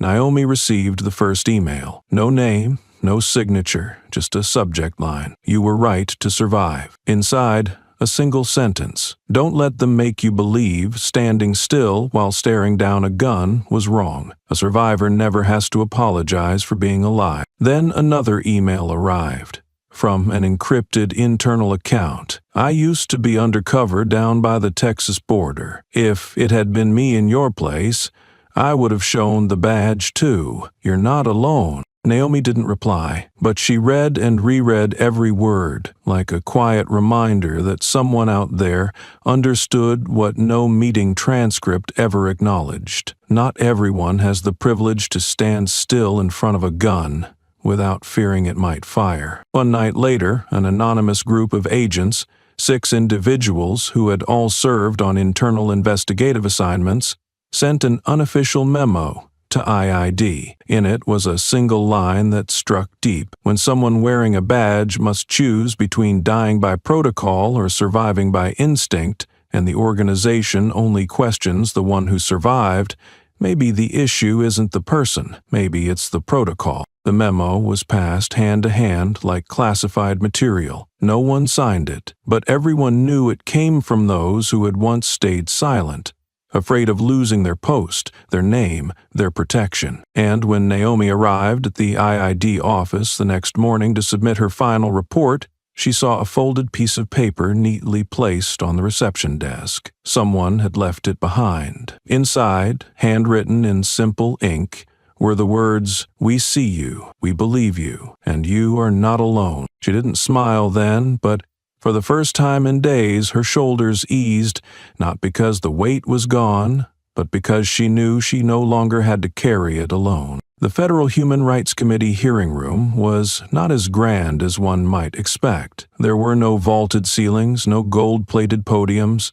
just a rectangular space with white overhead lighting, rows of microphones already plugged in, and 3 lines of seats reserved for the public. But that day, every gaze, from journalists, politicians, civil rights attorneys, to representatives of human rights organizations, was fixed on one person alone. Naomi Fields entered not in a gray hoodie nor a uniform. She wore a navy mule shirt, no logos, no insignia, as if deliberately reminding everyone that today she wasn't representing any institution. She was a citizen, a black woman, someone who had once had a gun pointed at her, who had been handcuffed in the middle of the street and was still here. The chair of the hearing, a white man in his 60s, looked at Naomi through half-rimmed glasses. His voice was unremarkable, but this time he didn't invite her to testify. He said, "Agent Fields, please tell us. No technical report, we want to hear it, the way someone who lived through it would tell it." Naomi nodded, then sat upright. She didn't look at any camera, she didn't hold notes. Her hands were folded in front of her chest, and her eyes slowly swept across the room of people waiting. "That morning I left my house to take a walk, like I usually do, no weapon, no signboard. I wore headphones and walked through a neighborhood that had already passed security checks 3 times in the past week." She paused, not to catch her breath, but to let the room settle. A police car appeared, no sirens, no greeting. The man who stepped out didn't ask if I was okay, he just asked for ID. The council member asked, at that moment, "Did you feel threatened?" Naomi turned her head, her eyes lit not with anger, not evasively. I thought, I was standing in front of someone who didn't see me as a person, just an incident to be controlled with force. When the gun was less than a hand's length from my face, I didn't think, I just reacted. Stay calm, do nothing that might get me shot. She recounted how Maddox searched her pocket, how he sneered and said cheap stuff. She didn't exaggerate, she didn't use big words. She let the details speak for themselves. When I pulled out my FBI badge, I didn't do it to prove I deserved to live. I did it because I understood, in the eyes of someone like him, I would never have enough reason to be seen as harmless unless I was somebody. A woman on the committee set down her pen, her hands clasped in her lap. A camera shutter clicked softly in the back, but no one interrupted Naomi. I didn't die. And for that, some say I violated protocol. But if I had died following protocol, would there be a hearing like this? Or would I be just another number in an unfinished statistic? She paused, glancing for the first time at the live broadcast camera in the back of the room. I'm not standing here to demand special treatment. I just want to ask one thing. Why does it take being an agent to survive? Why is it only my badge that made someone pause, even for a few seconds, to consider I might not be a threat? Silence hung in the room for several seconds after her final words, not because they didn't understand, but because they understood far too well. and could no longer pretend not to. When Naomi stepped out of the hearing room, the midday light struck directly onto the old stone steps of the Human Rights Council building. Below her were dozens of reporters, cameras, microphones, raised hands, and frantic voices. But in all that chaotic noise, what made her pause wasn't a question, it was an absence. Bryce Maddox was not there. The seat reserved for the one being questioned, the man Naomi had once stared down the barrel of his gun, remained empty throughout the hearing. No apology, no attempt at explanation. Only a designated legal representative, a gray-hailed lawyer with a deep, detached voice that read more like an insurance policy than a defense. My client is absent due to psychological health concerns and is currently undergoing recovery under medical supervision. We request that all charges be deferred until an official assessment is issued by the Federal Medical Board. No one interrupted him. No one laughed, but everyone understood. Mental health was no longer simply a condition deserving of care. It had become the system's latest shield, used to stall accountability. Naomi didn't respond. She didn't need Maddox to be there. She had survived without his explanation, but she saw it, that empty chair, saying more than any justification his lawyer could offer. It revealed that, even protected by counsel, by procedure, by the right to remain silent, Maddox still could not face what she had confronted from the start, the truth. Outside, the crowd no longer held up phones like they had in the early days. Now they were quieter, more focused. Each held a small piece of paper, a quote from Naomi, from her father, or simply her name, bolded, handwritten in black ink. And then a question rang out, not from a major reporter, not from CNN or Reuters, but from a man standing in the very back, his voice hoarse and slow. Were you afraid? The question made Naomi stop walking. She didn't turn immediately, instead staring at the stone steps where the sunlight spilled like a stage no one had built. Then she turned, not looking for the man, but speaking clearly, firmly. Yes, I was afraid. The crowd went silent. Not a single camera shutter clicked in that moment. I was afraid when I saw his eyes. Not because of the gun, but because I knew that in his mind, I wasn't a person. I was a target. I was making an assumption. Naomi paused, not trembling, not trying to stir anyone's emotions, just a woman recounting something that had killed too many others without ever needing a bullet. I was afraid I wouldn't survive, afraid no one would believe me, even when I showed a real badge.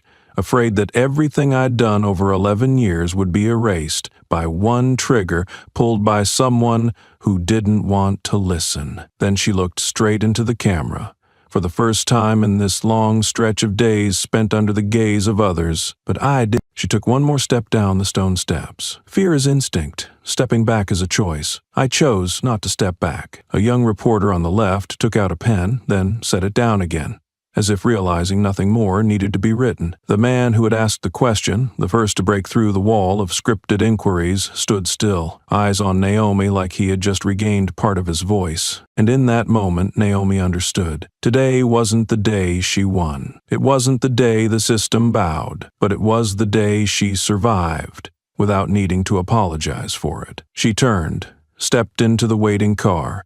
No waves, no promises.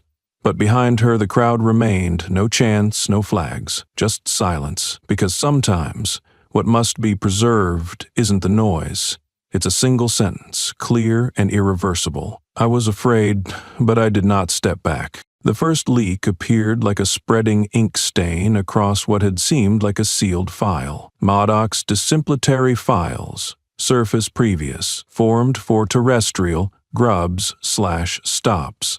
An internal Substack post by a former human rights investigator, 3 o'clock in the morning. At first, no one confirmed it. No official statement from the Northridge Police Department, no response from the legal division. But within 8 hours, internal communication channels were flooded with a PDF file over 90 pages long, the disciplinary record of Officer Bryce Maddox, including at least 3 formal warnings for excessive use of force in non-threatening circumstances. One particular excerpt was underlined in red. Officer Maddox was previously admonished in 2018 after drawing his weapon during an unclear ID check. The victim was a student of Mexican descent. The matter was resolved internally. At this point, the system could no longer hold its silence. Media outlets jumped in immediately. The story was no longer just about Naomi being handcuffed.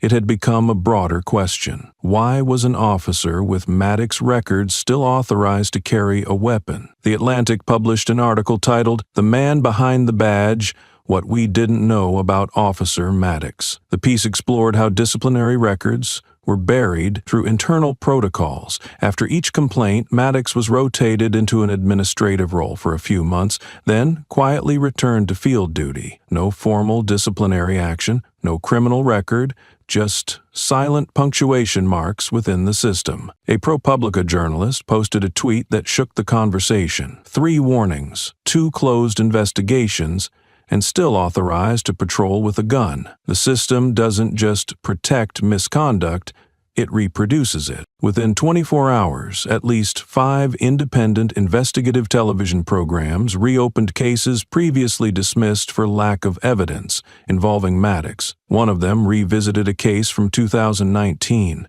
A 14-year-old boy pinned to the sidewalk by Maddox after fleeing from a bus stop. At the time, there were no cameras. The boy's mother spoke out, but was denied access to the file. Now, she appeared on national television, holding an old photograph, her voice tight and breaking. "I spoke up before, but no one listened, and my son still has nightmares every night." Another man, former taxi driver, recounted being pulled over by Maddox in the middle of the night, forced to lie face down on the pavement for exhibiting suspicious behavior by checking the rear-view mirror too frequently. He didn't sue, not because he didn't want to, but because he didn't believe he would win. The deeper journalists dug, the clearer it became. The disciplinary system within the Northridge Police Department didn't truly address complaints. It transformed them into silence through procedure. The cases shared the same pattern: victims of color, unarmed, with no clear signs of threat, ending with internal apologies. Naomi watched it all unfold from a distance. No statements, no appearances, but inside, every headline confirmed something she had long suspected. She wasn't imagining things. She hadn't overreacted. And most terrifying of all, she wasn't the first. By this point, the press no longer just named Naomi Fields. They began calling the phenomenon by its rightful name, the Maddox pattern, a pattern of behavior, a cycle concealed beneath paperwork. And now it could no longer be ignored. By the 3rd week after Naomi's testimony, the narrative had shifted entirely. It was no longer about a single police officer. It was no longer about Maddox. At this point, what emerged from internal investigation reports, leaked data, and administrative memos began to form what investigators referred to by a simple name: the system map. A single sheet of paper, no official emblem, no formal heading, just an A3 schematic printed from an old photocopier.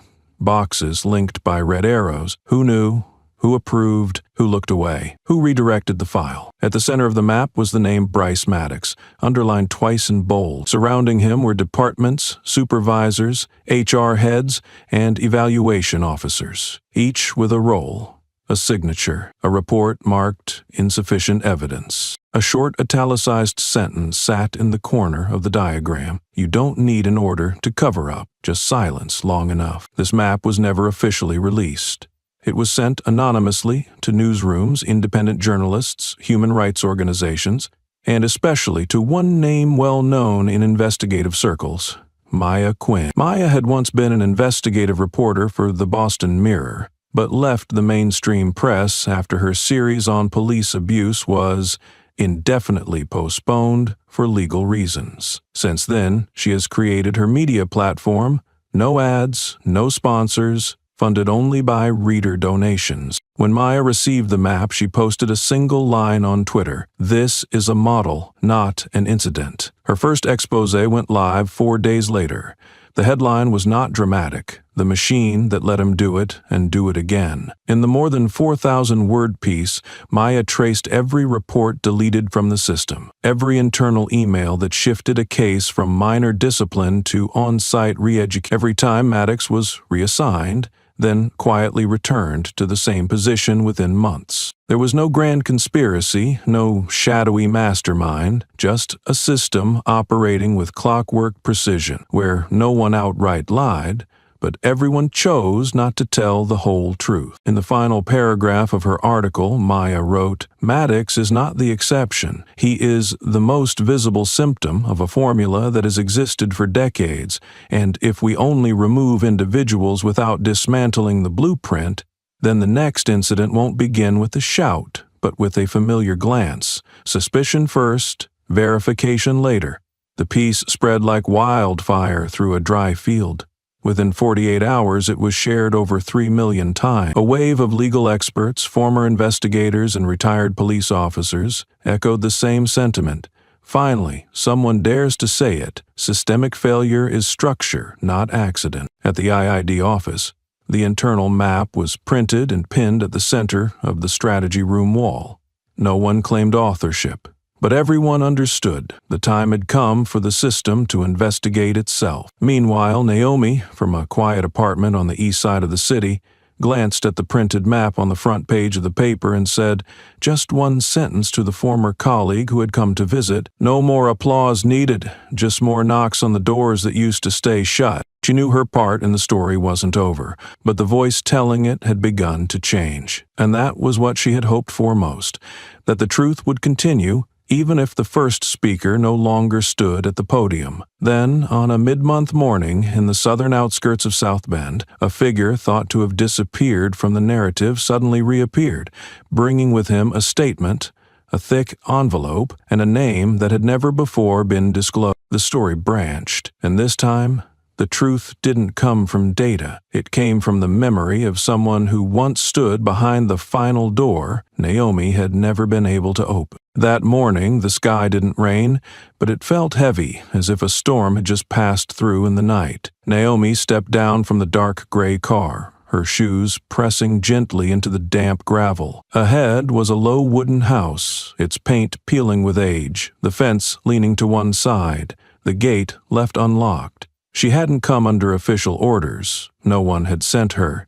The address had been forwarded through a relay. No signature, just a few words. Elijah Hart. He's ready to speak. Naomi knocked 3 times. No answer came right away, but a few seconds later the sound of a latch echoed like a warped note in a song that had been paused too long. The door opened, and a thin man with patchy stubble and silver-streaked, disheveled hair, like someone who no longer cared about appearances, looked at her through the gap just wide enough for one person to slip through. "Agent Fields?" His voice was low, dry, neither a greeting nor suspicion. Naomi nodded. "I didn't come for a deposition. I just want to listen." He stood still for a moment, then opened the door wider and stepped back. No offer to sit, but the way he left just enough space for her to enter was all she needed to understand. He knew why she was here. Inside was a worn living room with only one armchair, a wooden table with a cracked glass top, and a picture frame turned face down against the wall. Elijah sat first, then gestured toward the chair opposite him. Naomi sat without pulling out a notebook or turning on a recorder. "They think I'm dead,"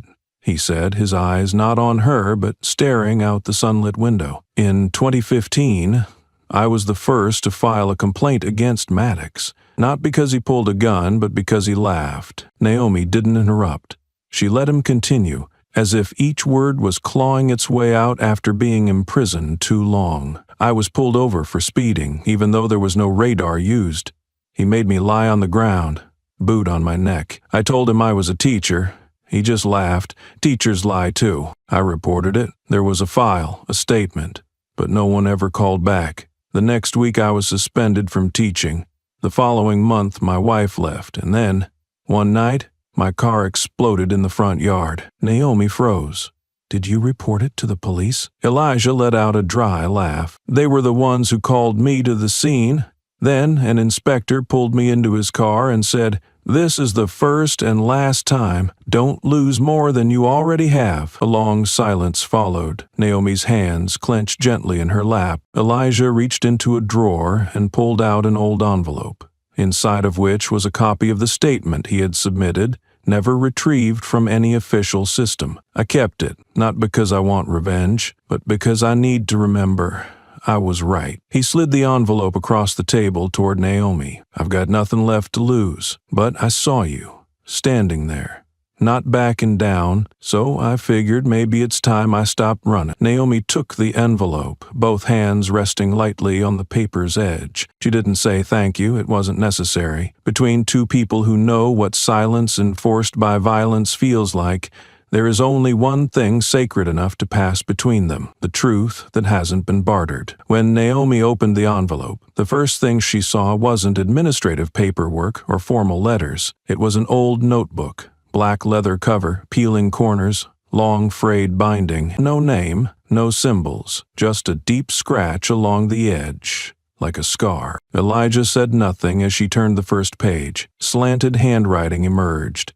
Dates, locations, names, some underlined, some marked with question marks. It wasn't an investigative report. No charts, no summaries, just lines, memories, raw, real, and as sharp as wounds that never healed. "I didn't trust the system to hold on to that file," he said, eyes still on the window. "So I kept it, my way." Naomi ran her fingers gently over the page. A familiar name surfaced. Luis Marquez, June 6th, 2018. Broken nose after refusing to hand over phone. Beneath it, written in pencil, "No body cam on scene. Notes missing." The next page bore the name of a woman, Adrienne Cole, February 11th, 2017. Pulled from her car after asking, "What law did I break?" Next to it, in uppercase letters, "Daughter witnessed." Naomi looked up at Elijah. "You recorded everything you heard?" "No," he replied. "Only what I believed to be true, even when no one else did." He stood, walked slowly to a wooden bookshelf along the wall and pulled out a rusted tin book. Inside were two black and white photographs, an old newspaper, and a faded faculty ID. He took out the photo which showed him standing beside a student, both of them smiling. "I used to think I'd teach for the rest of my life," he said, "until I realized some lessons aren't taught through books. They're taught through fear." He returned to his seat, facing Naomi again. "I've lived 10 years with a notebook like a shadow. Every time someone disappeared, got arrested, or got slandered, I wrote it down. Not to expose it, but to remember." Naomi said nothing. In her hands, the notebook was not heavy, but something about the way the words were written, uneven, unorganized, made her feel as though she was holding what remained of lives no one had cared to archive. "I've got nothing left to lose, you know," Elijah said, his voice rough as though it had been held back for too long. "But you still have a voice. You still have a place, and maybe," he paused, then looked at her, truly looked, for the first time without flinching, "maybe you can change what we only dared to hope for." In silence. Naomi didn't respond immediately. She placed the notebook on her lap, hands interlaced, eyes fixed on the half-opened page. The final line on that page contained only 2 words, no response. She knew she wasn't just reading a record. She was reading a map of memory, of what the system had discarded, forgotten, erased from servers, compressed into error codes. And now it lay in her hands, not as evidence, but as a trust passed forward. "I'm not going to promise you anything," Naomi said softly. "All I can say is this. As long as I'm still standing, these words won't disappear." Elijah nodded as if that was what he had been waiting to hear for a very long time. Outside the window, the wind rustled through brittle branches. There were no passing cars, no sirens, but Naomi knew when she stepped out of this old wooden house, she would be carrying more than just a notebook. She would be carrying a part of those who had been forced to live quietly, as if silence were a duty. There was no ceremony, no oath, no signed agreement, just the stillness between two people who understood the cost of memory in a world that preferred forgetting. As she tucked the notebook under her arm, Naomi glanced once more at Elijah. He didn't speak again, didn't stand to walk her out. He simply returned to his chair by the window, where a beam of pale light fell across the worn rug at his feet, and with that, Naomi opened the door and stepped into the wind, knowing that sometimes the loudest noise you can make is to carry someone else's truth without letting it be erased. The second hearing was not held in the same closed room with 3 rows of seats as before. It took place at the Federal Justice Building, where high ceilings, marble walls, and rows of rounded columns made every footstep echo like a verdict being rewritten. This time, it was no longer listening to understand, it was listening to decide. Naomi entered the room with 2 people beside her. One was a representative from IID, the other was not from any familiar arm of the system. It was Jordan Wells, a civil rights attorney known for a landmark discrimination case against the Phoenix Police Department in 2014. He was a black man, deep voice, sharp eyes, a light charcoal suit with a red pocket square peeking from one corner. A small detail, but no one in the room could mistake him for a clerk, because anyone who knew Wells remembered he was not chosen by the system, he had been cast out by it. After that lawsuit, he was removed from the short list for judicial appointments, denied nomination to the State Judicial Oversight Council, and invited to leave 2 major law firms he had helped build. The reason? Not aligned with organizational culture. But everyone knew Wells wasn't misaligned. He just didn't stay silent at the right times, and now he returned, not to ask for a seat at the table, but to reclaim the voice the system once stripped from him, through someone else. Before stepping into the room, he turned to Naomi. "I'm not here to protect you. I'm here to make sure the truth isn't twisted by people who know how to write reports better than they know how to listen to someone who survived." Naomi nodded. Inside the hearing room, the click of the preset recorder echoed softly. The panel now included 3 federal judicial representatives. A large screen stood in the center,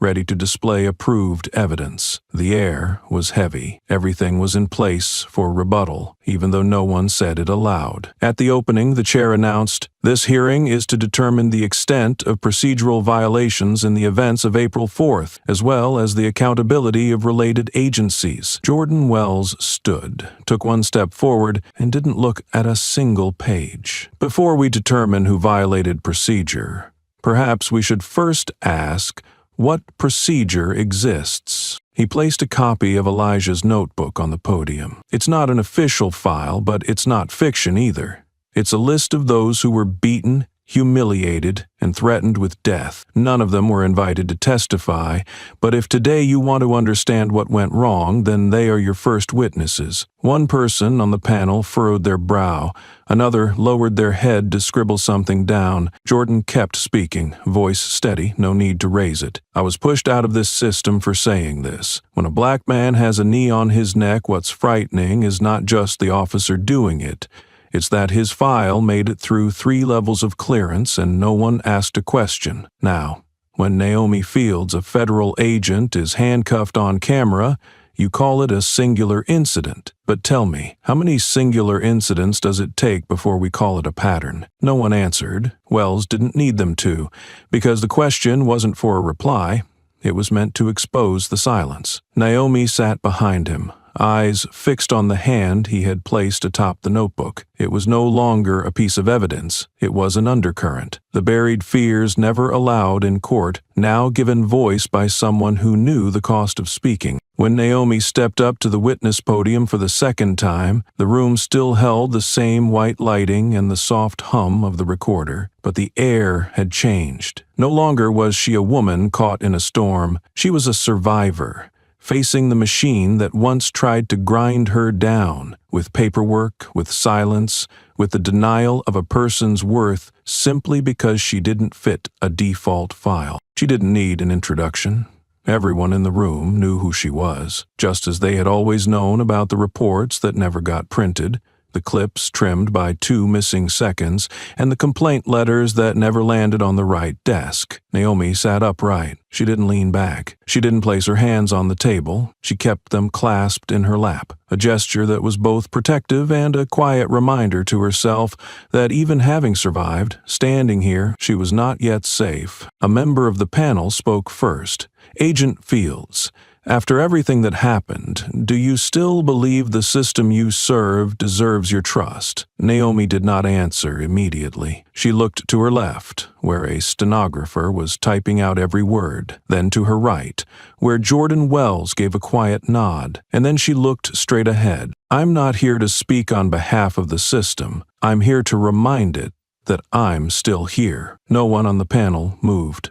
No one challenged her, because that statement wasn't made to be rebutted. It was a declaration, a presence. "I don't believe in the badge. I believe in how a person reacts when they see someone else being threatened. That day, no one saved me. No one stood between me and the gun. But someone stood and filmed. A little boy asked his mother why. Naomi's gaze softened, and a father asked, if my child didn't have an FBI badge, would they still be alive?" Silence once again. Then, suddenly, a soft ping echoed from the back of the room. A boy holding a phone, live streaming quietly from beneath his jacket. He sat in the last row, his curly hair slightly messy, his face bright but already marked with a kind of doubt too old for his age. A security guard started to move in, but Naomi raised her hand gently and shook her head. She looked at the boy for the first time since entering the room.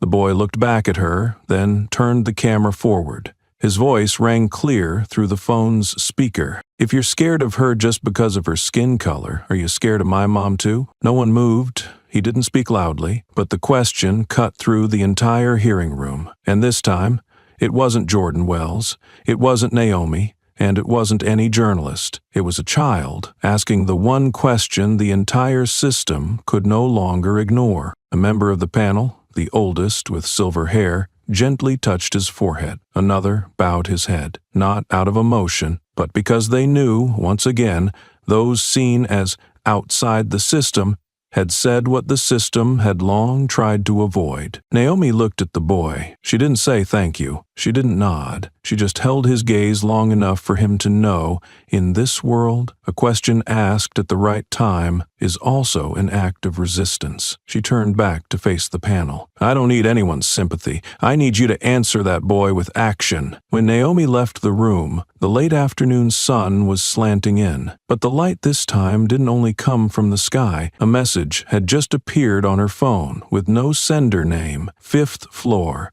They're preparing to wipe all old records. The battle wasn't over. It had only moved to the front of files and names that had almost disappeared. That morning, Officer Riley Chen's resignation letter appeared on the Human Resources Director's desk.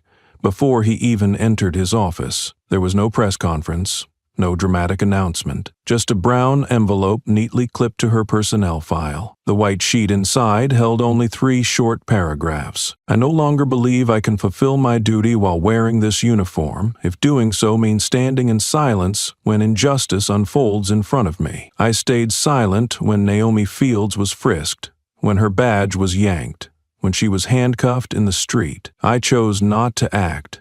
Not because I didn't see the wrong, but because I didn't know if the system would listen. And I realized if I stayed, I would become part of what I once feared. So I am leaving.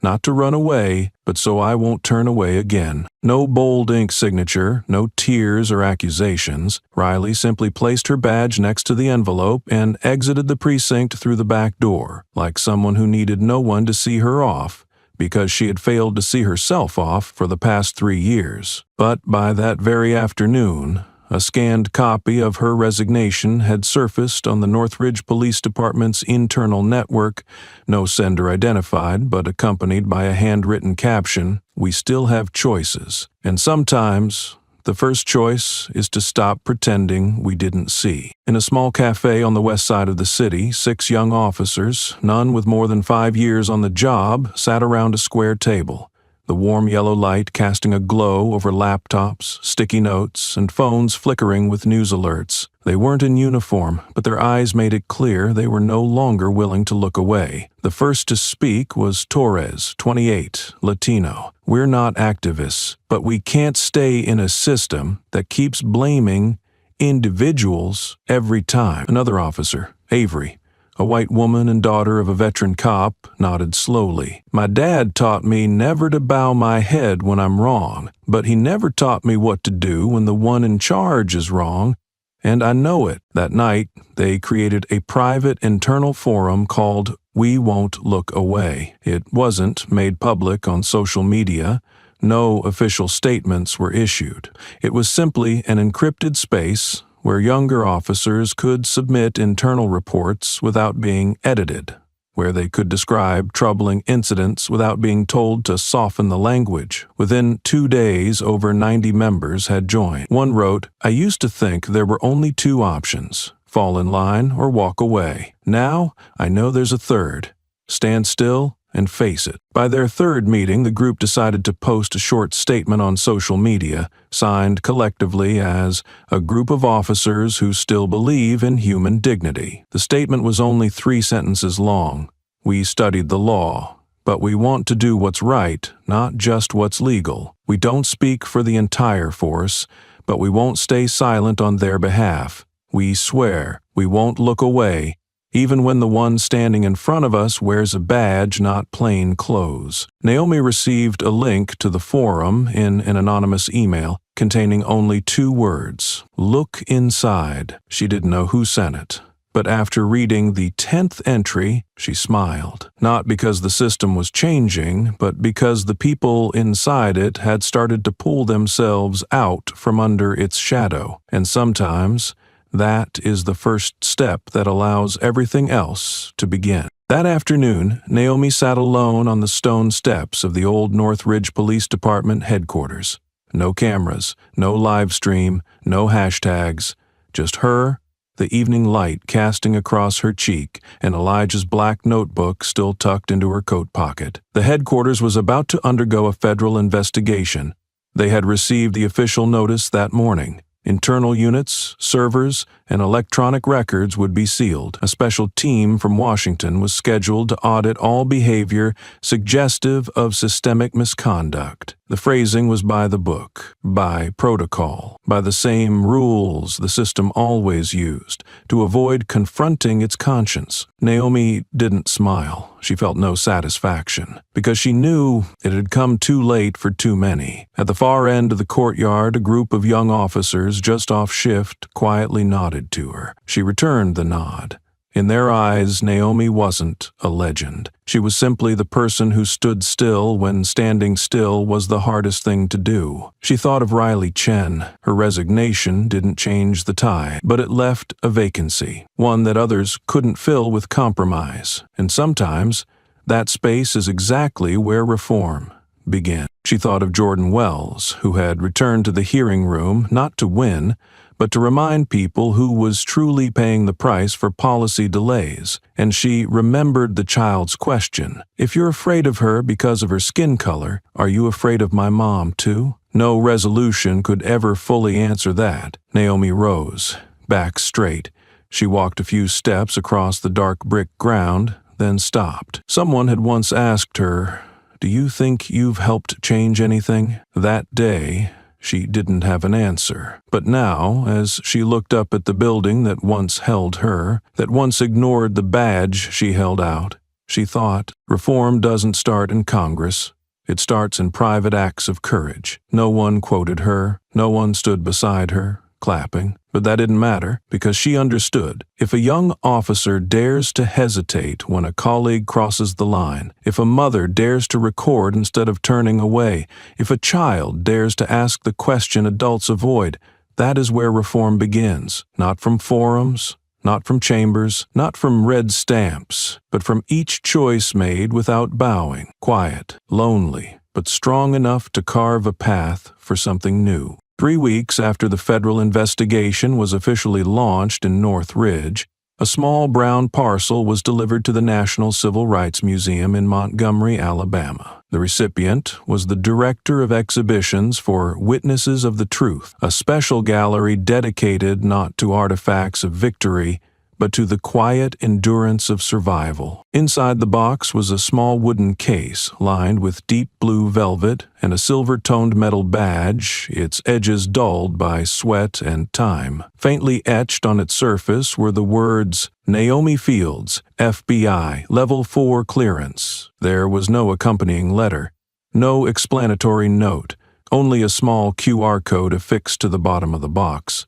Links to a video exactly 4 minutes and 13 seconds long. The same clip was filmed the day Naomi was handcuffed in the street, when she held up this badge, only to have it ripped from her hand like a child's toy. In the museum's archive room, as the curator opened the lid, she stood silently for several minutes, not because of the badge's legal value, but because of the symbolic weight it now carried. This was not memorabilia. This was evidence of a moment in time when even a federal agent had to prove she deserved to be considered harmless. In the internal accession note accompanying the object's entry into the collection, the curator wrote, "We will not display this badge as a symbol of honor. Instead, it will be placed in a void, just as it was once raised in the middle of a city where no one stopped to look closely." The badge, stripped of ceremony, now held a different kind of permanence, not of authority, but of memory. It would not hang in a case of accolades,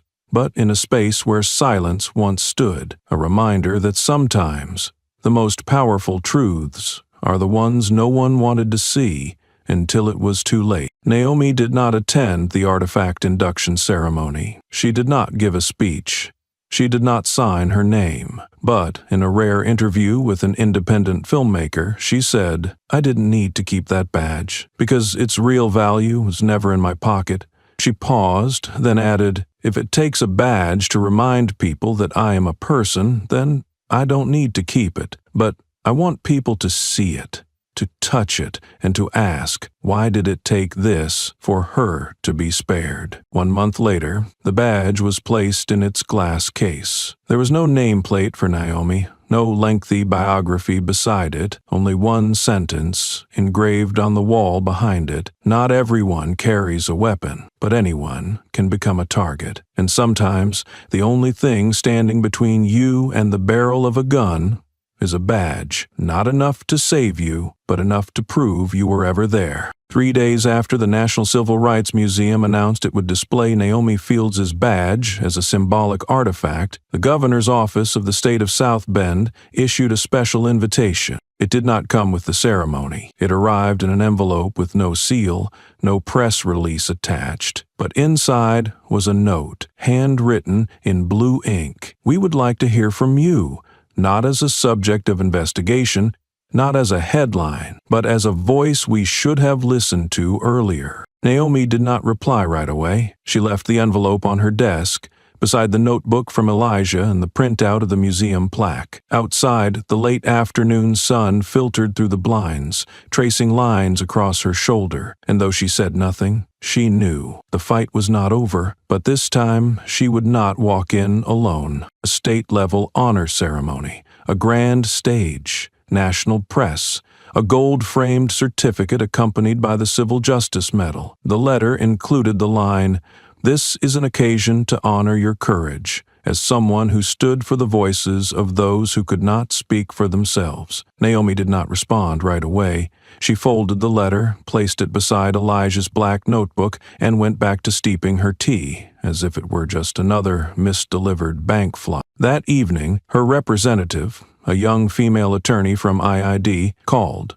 her voice filled with hopeful insistence. "You should accept," she said, "at least for those who stayed silent out of fear. They need a symbol." Naomi did not get angry. She stayed quiet for a few seconds, then replied, "I don't need to be a symbol. I just need to be real." The ceremony went on, but Naomi did not appear. The seat marked for the guest of honor remained empty. The medal was draped temporarily over the podium under soft golden lights. The announcer mentioned her name quickly like a footnote, Before moving on to the next segment, innovation in community education. No one stood up in protest. No one walked out of the hall. But everyone knew there was a kind of absence no medal could ever fill. Elsewhere, hundreds of miles from the stage, Naomi descended the stone steps of the museum. She stood silently before the glass case holding her old badge. She did not bow her head. She did not take a photo. She just looked, then whispered, "You can rest easy now, Elijah." The world didn't pause. No headlines broke.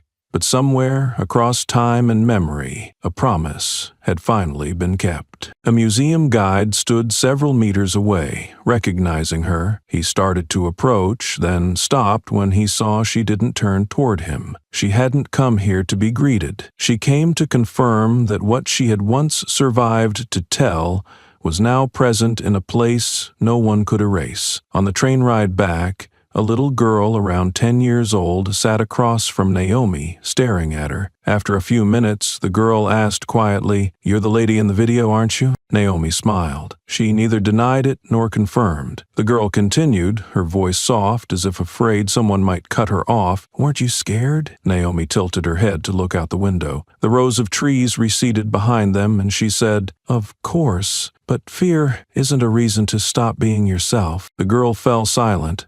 Then she picked up her coloring book again, but this time she drew the black woman's hair longer, straighter, and she drew the eyes open, looking straight ahead. The sky that morning was overcast, but there was no rain. The air carried a gentle chill, typical of early autumn, the kind of weather that makes people slow down, think deeper, and draw closer to memory. Naomi parked at the end of the small dirt road where the old sign for South Bend Elementary School, No. 4, still leaned slightly, just as it had the day she left at age 11. The sign had since been repainted, but the font remained the same, slanted, handwritten style letters she had once spent an entire week trying to imitate for her first art class assignment. She stood outside the black iron gate, both hands in her jacket pockets, eyes fixed on the gravel-covered playground inside, where dozens of children chased each other, their feet crunching dried leaves like laughter bursting into the air. There were no holstered weapons, no sirens,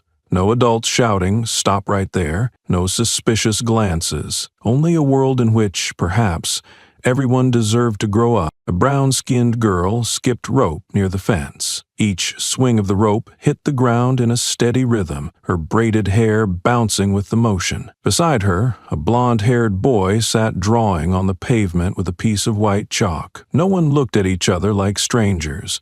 No one stopped playing because of Naomi's presence outside the gate. She was invisible, but not avoided. Naomi smiled, a small smile, not out of joy, but because she realized she was witnessing something she had once been afraid to believe was real. In another world, just a few blocks away, people were still reviewing files, still calling out the names of altered reports, still debating whether the fault began with individuals or policies. But here, among laughter, colored chalk, jump ropes, and small hands clutching pieces of bread, no one spoke of skin color. No one needed identification. If you'd like me to continue translating the next section, or need any adjustments, just let me know. A young teacher stepped out onto the playground, petite in stature, her curly hair tied neatly at the nape of her neck. She bent down to retie a student's shoelace, then stood up, lifted her head, and her gaze met Naomi's. Both women paused for a moment, then the teacher smiled, a warm smile, not performative, not probing. She didn't walk over, nor did she turn away.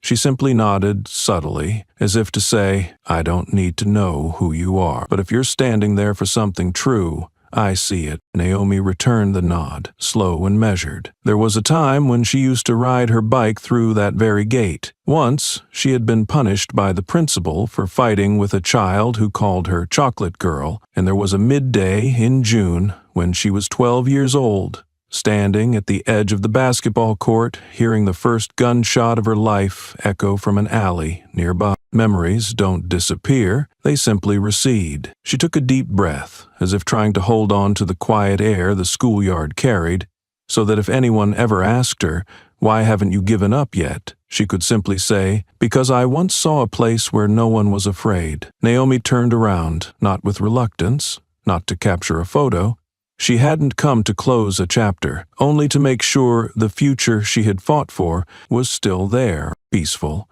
gun-free, command-free, without power lurking at the corners, just children and safety that didn't have to be earned by flashing a badge. Naomi stepped away from the black iron gate just as the recess bell rang from the far side of the yard. A light breeze passed through, carrying with it the chaotic harmony of children, laughter, shouts, and the steady bounce of a ball, like the heartbeat of a place untouched by siren. She was about to return to her car, quietly, just as she had arrived, but then, behind her, a voice called out, small but clear. "Are you a hero?" Naomi stopped, tilting her head slightly. A brown-skinned girl, around 8 years old, stood pressed against the black iron fence, her hands gripping the bars, eyes locked straight on her. Naomi didn't know how long the child had been there, nor what she might have overheard, but the girl's gaze wasn't the wide-eyed curiosity usually seen in children. In her eyes was something older than her age, as if she had witnessed more than any child should have to see. Naomi stepped forward, slowly, stopping just a few feet from the fence. She didn't bend down or try to seem endearing.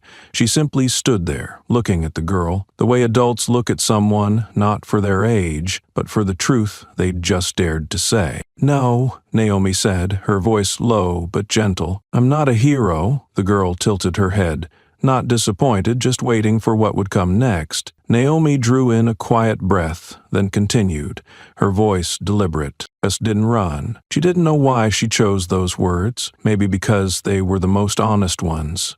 No glory, no miracle, just standing still when everything around you is trying to make you fall. The girl blinked, as if understanding in her way. Then she smiled, softly, sincerely, the kind of smile that doesn't come from joy but from feeling safe. "Then, if someone scares my friend, I won't run either." Naomi nodded, her eyes holding something warm that didn't come from the sun. "Remember that, and don't forget to ask why you felt afraid." The girl let go of the fence and dashed off, the pink backpack bouncing behind her, her twin braids leaping with every step. Naomi stood there for a few more seconds, watching. No one called her back, no one tried to make her stay, but a small part of her, the part that had once collapsed under the belief she was fighting alone, had just been stitched back together by the seemingly innocent question of a child. "Are you a hero?" No, she had never been a hero. But that day in a schoolyard, without guns, without judgment, and without anyone needing to flash a badge to be believed, Naomi saw it clearly. Some battles don't need to be won in grand gestures. Sometimes all it takes is one child learning that courage isn't about shouting loud. It's about not turning away.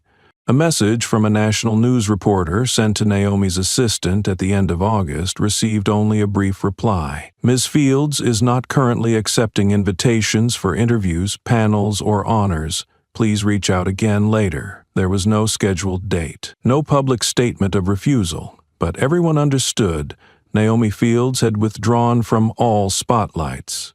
She did not appear at law enforcement reform conferences. She did not attend the signing ceremonies for the newly passed policing procedures. She did not answer questions like, "What are your next plans?" or "Will you write a book?" She did not vanish from the world. She simply stepped outside the places where the world had grown used to seeing her, where stage lights and headlines no longer held her presence. A political commentator wrote on Twitter, "Naomi Fields is one of the rare figures who chose to disappear just when the world most wanted her to stay, and that very retreat made her presence felt more clearly than ever." 1 week later, at a small bookstore tucked between two red brick buildings in the southern part of the city, the shop owner's silver-haired man with sharp eyes and a low voice told a regular that he had seen her. "She came in just before noon. No mask, no sunglasses, no security. Just a felt hat and a coat down to her knees." The listener asked, "Are you sure it was her?" The man nodded slowly, then added, "She asked if we had a copy of The Fire Next Time. Not a collector's edition, just a copy someone might underline in." Then she bought 2. He paused, as if remembering something not about her clothes or her name, but about the quiet with which she moved through the store. She smiled when she left. Not a smile that says, "You know me," just one that says, "Thank you for not asking." He replied, "I don't need to be sure. No one else comes looking for children's books in the middle of a summer afternoon, standing there flipping through each one like they're searching for a piece of themselves." He didn't ask for a photo, but a customer standing in the corner of the room quietly snapped a blurry picture. Naomi, turned slightly sideways, holding a copy of The Snowy Day, the classic picture book about a black boy playing in the snow, one of the first books she'd been gifted when she was 6 years old. The image spread online like a quiet ripple.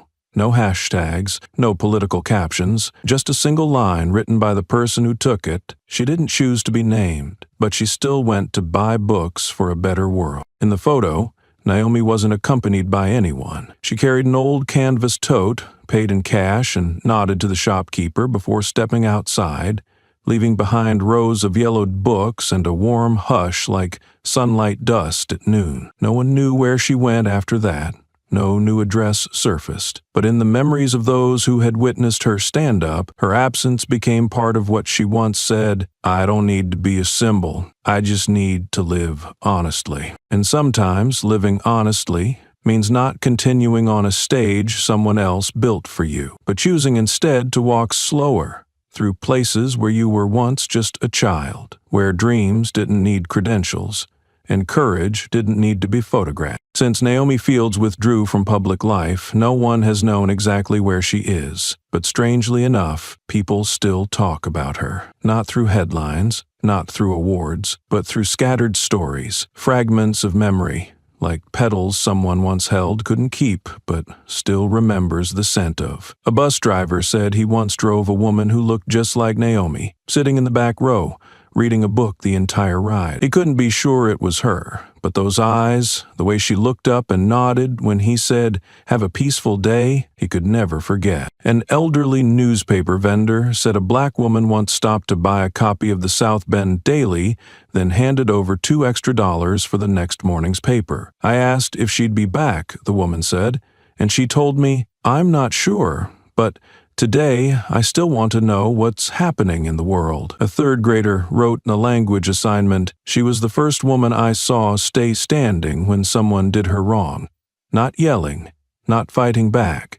She just looked at them and didn't lower her head." No one verified those fragments, but in that very uncertainty, Naomi slowly became something else. Not a symbol, not a lesson, but a living memory, needing no proof, no title. A documentary filmmaker once said during a panel discussion, "We thought we'd make a film about her, but the deeper we went, the more we realized you can't make a film about Naomi Fields, because she doesn't fit into stories we build to suit a runtime or a frame." Then he looked directly at the audience and said, "She is not meant to be found.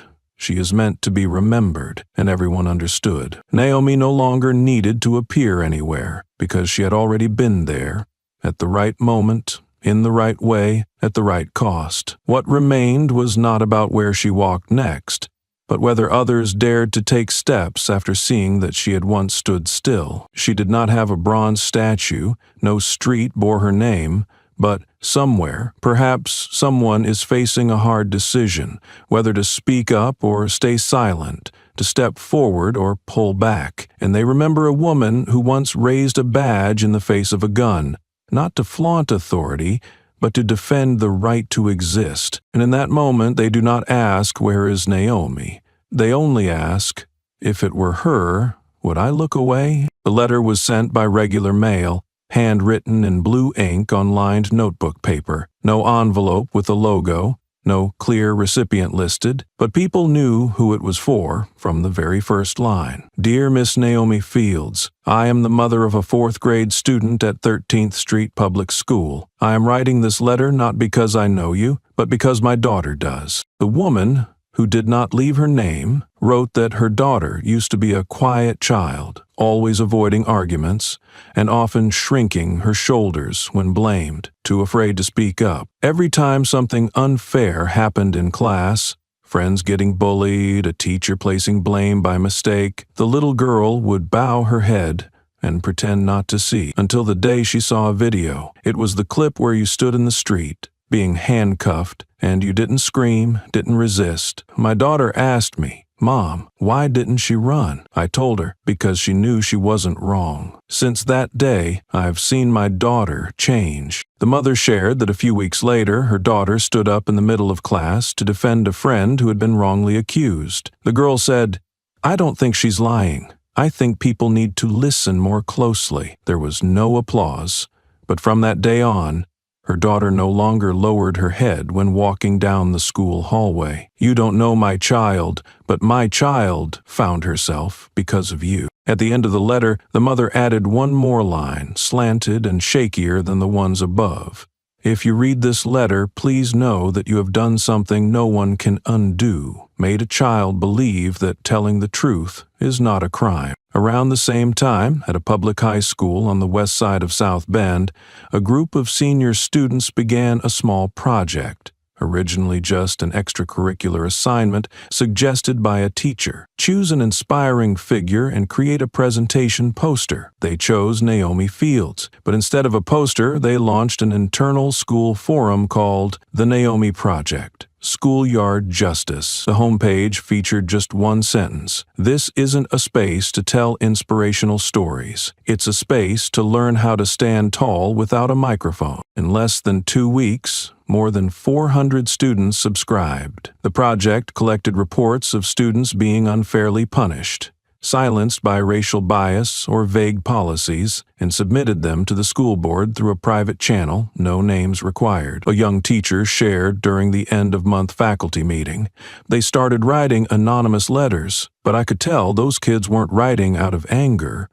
They were writing because now they know they have the right not to stay silent." No one knows if Naomi ever saw the forum, but an unfamiliar account left a comment beneath a post about the right to question unfair judgment. "Let them call you too sensitive, as long as you don't lose the ability to feel right from wrong." No one could verify the account. No one saw it appear again. But to those who remained, the kids learning how to live upright from someone who had once been pulled down by cuffs, just once, was enough. Because some impacts don't need to be loud.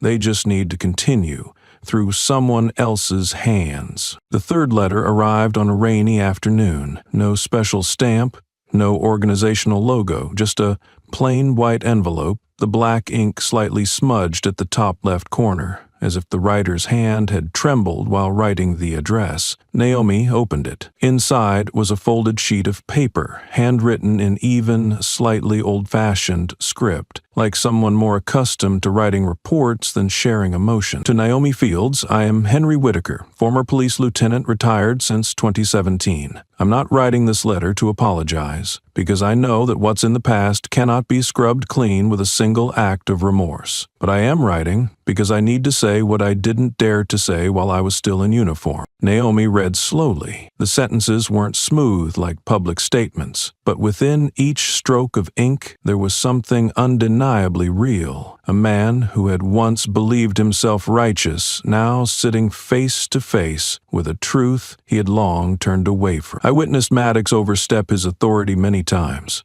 Once I was even standing right there when he searched a black teenager's pockets just because he was wearing a hoodie. I did nothing. I told myself, I'm not the one giving orders, but the truth is, I let my silence become a shield for people like him. Naomi tightened her grip on the letter in her hand. "When I saw the video of you, I realized I was looking at something I had long hoped no one would ever see. The cost of silence trained into reflex." The final line of the letter wasn't long, but there was something unbearably heavy in its stillness. "I should have stood with you sooner, not to be forgiven, but to lessen the damage. I can't undo it now. But if you continue forward, please remember, not all of us have forgotten what we were once taught was right." There was no return address.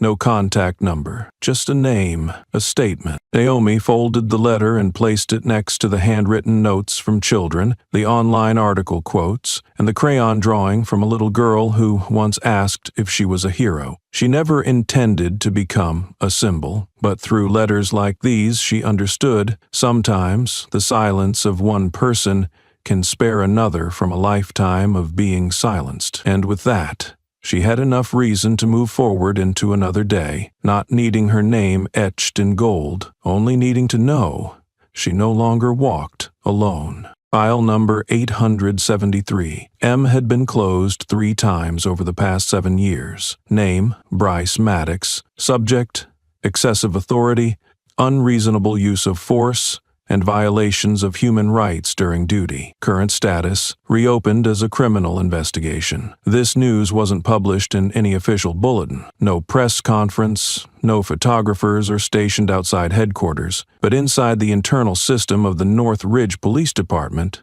those who knew how to read between the lines understood perfectly well. This was no longer just an internal matter. A subpoena was issued to every individual who had previously signed off, stating no misconduct found in the past reports involving Maddox. Those who had approved his files were now beginning to check their inboxes, their logs, and, if still clear-headed enough, their attorneys. And in a glass-walled room on the 8th floor, still referred to as the strategy room, a closed-door meeting took place, with only 6 people in attendance. A deputy chief opened the discussion first. A criminal investigation is inevitable, but we need to control the message. Everyone understands that, right? No one objected, but no one nodded with conviction either. Another person, the head of communications, offered a suggestion. We don't deny wrongdoing, but we emphasize that this is an isolated case.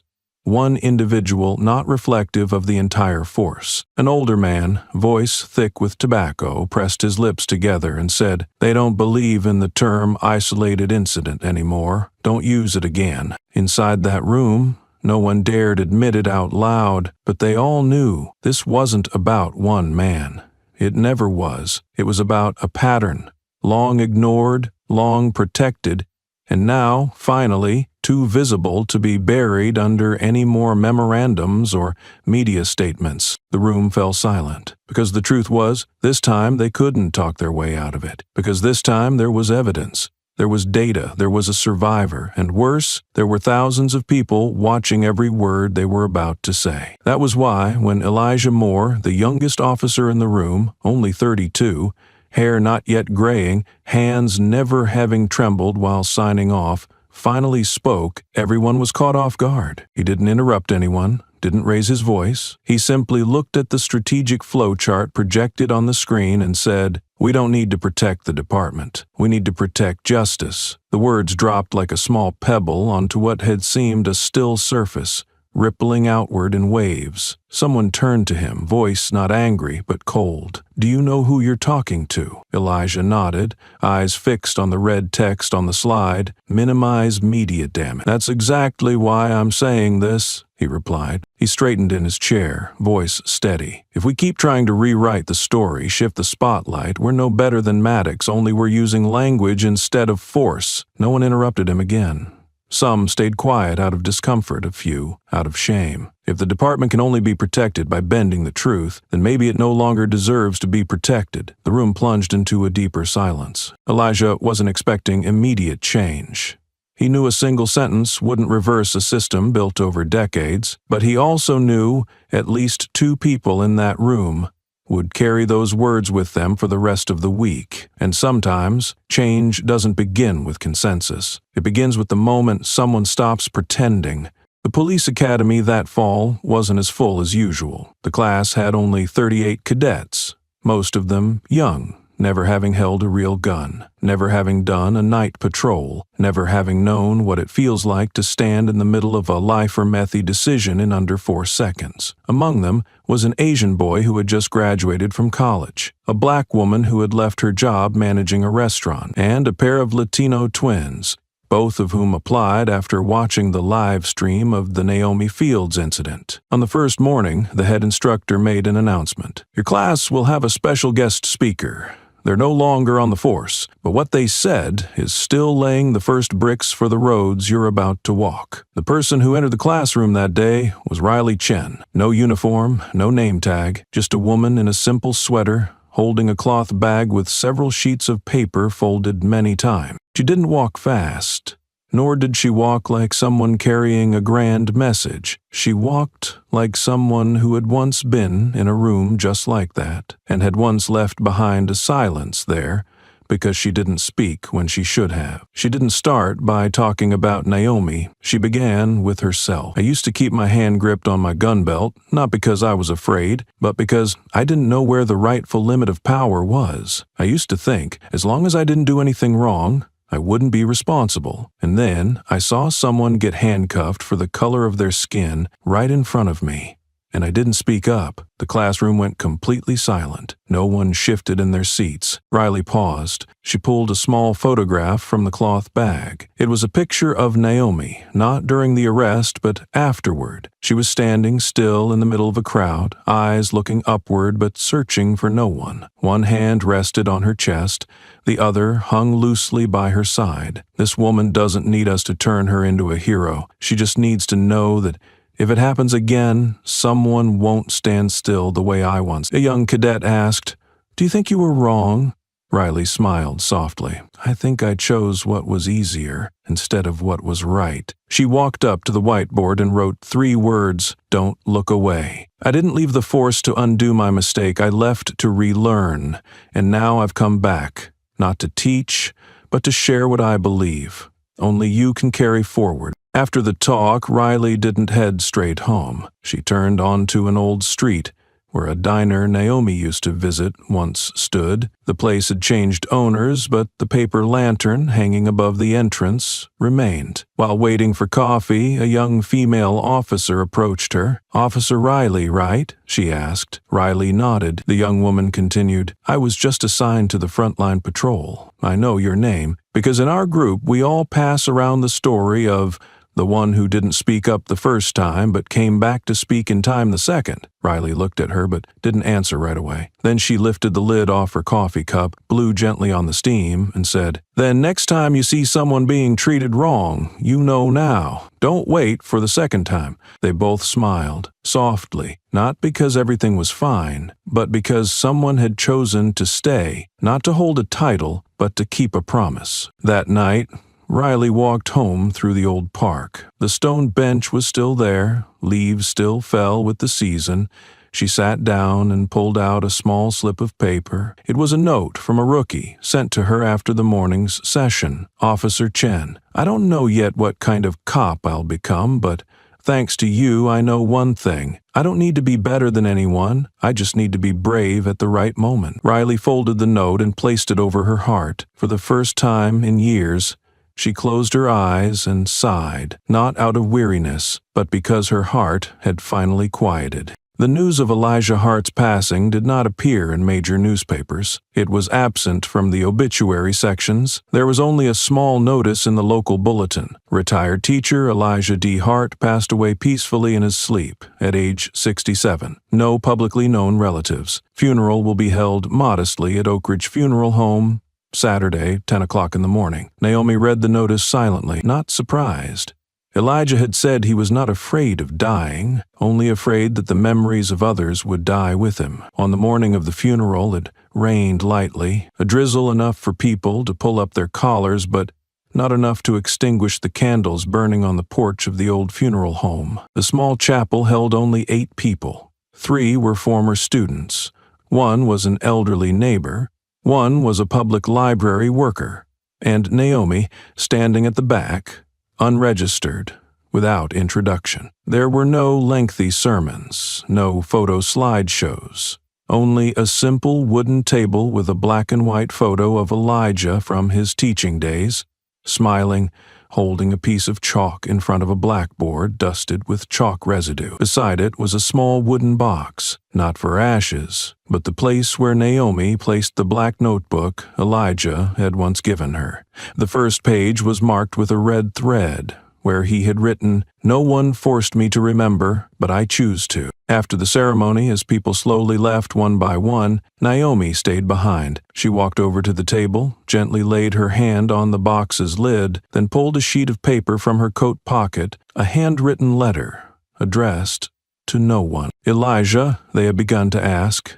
Not many, not loud, not all at once, but it has started. A child asks, "Why?" A young officer asks, "How do you not turn away?" And I am still walking, not to prove anything, just to keep a promise, not to let this notebook write another name. She placed the letter into the box, then closed the lid. No farewell spoken. Elijah had once said, "Goodbyes are for those who stop believing that memories live on." On the way out of the funeral home, Naomi noticed a red maple tree by the roadside shedding its leaves. The rain had stopped without her realizing when. Pale sunlight filtered through the gaps in the clouds, casting her long shadow onto the old brick pavement. Nearby stood a young woman with softly curly hair, a face unfamiliar but eyes very much like Naomi's, like the way Naomi had looked at Elijah when they first met, uncertain what was right but certain about what could not be ignored. The young woman nodded slightly, as if she had just realized who Naomi was. Then she whispered, "I have a notebook too, not thick yet, but I won't close it." Naomi did not ask her name. She only nodded and kept walking, because some moments require no more than letting memories flow gently through others, just as they were once preserved. Elijah was gone, but the black notebook was not buried with him. It remained in the memory of those who need no prompting to know. The truth needs someone to keep it, not to fight, but not to be forgotten. That morning, South Bend Park was quieter than usual. The sky was neither sunny nor rainy, just a soft gray, like a thin blanket spread across the early autumn sky. On a stone bench near a flower bed, a black girl about 7 years old was running around her mother, clutching a red fox-shaped backpack. Her mother sat on the bench reading a book, occasionally looking up with a smile when her daughter called out. Then suddenly, the girl stopped. At the foot of the bench, between two moss-covered paving stones, lay something metallic, small and dull. She bent down and picked it up. It was a silver card, slightly scratched but still readable, with the engraved words, "Naomi Fields, FBI, Level 4. The girl turned the card over in her hands like a strange toy. There was no bright metallic gleam, no electronic chip, no large badge, just a lone piece of metal. Yet, it silenced her for several seconds, the kind of silence children rarely have, except when they sense something no longer a game. She turned to her mother and held up the card. "Mom, what is this?" The mother picked it up and glanced at it, and she understood. Not because she had ever met Naomi Fields, but because she had lived through years when no one had a card to show, only raised hand. The little girl blinked and asked again, "Mom, what is justice?" The mother closed her book and placed her hand gently on her daughter's knee. She didn't answer right away. A soft breeze stirred, carrying the sound of birds and a few dry leaves fluttering across the grass. Then she spoke slowly. "Justice is not when people say you're right. Justice is when someone stands still at the hardest moment, so that people like you can keep walking forward without bowing their heads." The girl looked down at the card in her hand. Her eyes didn't fully understand, but her fingers gripped tighter, as if holding on to something that shouldn't be let go. "So, can I keep it, Mom?" The mother nodded. "Yes, but not because it's valuable, because it once belonged to someone who didn't run away, even though everyone told her she should." The girl slipped the card into her inner jacket pocket without another word. Then she ran off again around the flower bed, tossing handfuls of dry leaves into the air like confetti, as if the world were still whole, as if something or someone had once held the world up from falling apart, on a day the girl had never lived through. A few steps away, an elderly man sat on another bench. He wasn't reading a newspaper, he was simply watching the little girl laughing, her red backpack bouncing on her back, each step a soft beat of the future touching the present. He didn't know how that card had come into her hands. Maybe it slipped out of someone's pocket who had sat on this bench before. maybe by accident, maybe on purpose. But that didn't matter, because he had lived long enough to understand. A symbol isn't about what it is, it's about who finds it and holds on to it, and why. There was no monument raised for Naomi Fields, no funeral service, no golden inscription in the history books. But in a small park, on an autumn morning, a child held that card in her hand and didn't need permission to walk tall. And sometimes, justice isn't what people declare, it's what others can inherit without having to bow their heads to claim it. Not everyone is honored. Not everyone believes the moment they speak. But sometimes just one person who doesn't look away is enough to change the way the world faces the truth. Naomi Fields doesn't need a monument. She simply stood still. At the moment, everyone else stepped back, and because of that, the children who come after her can walk forward without bowing their heads. Justice doesn't start in a courtroom. It starts with a gaze that doesn't turn away and a question held long enough to become an action. Am I staying silent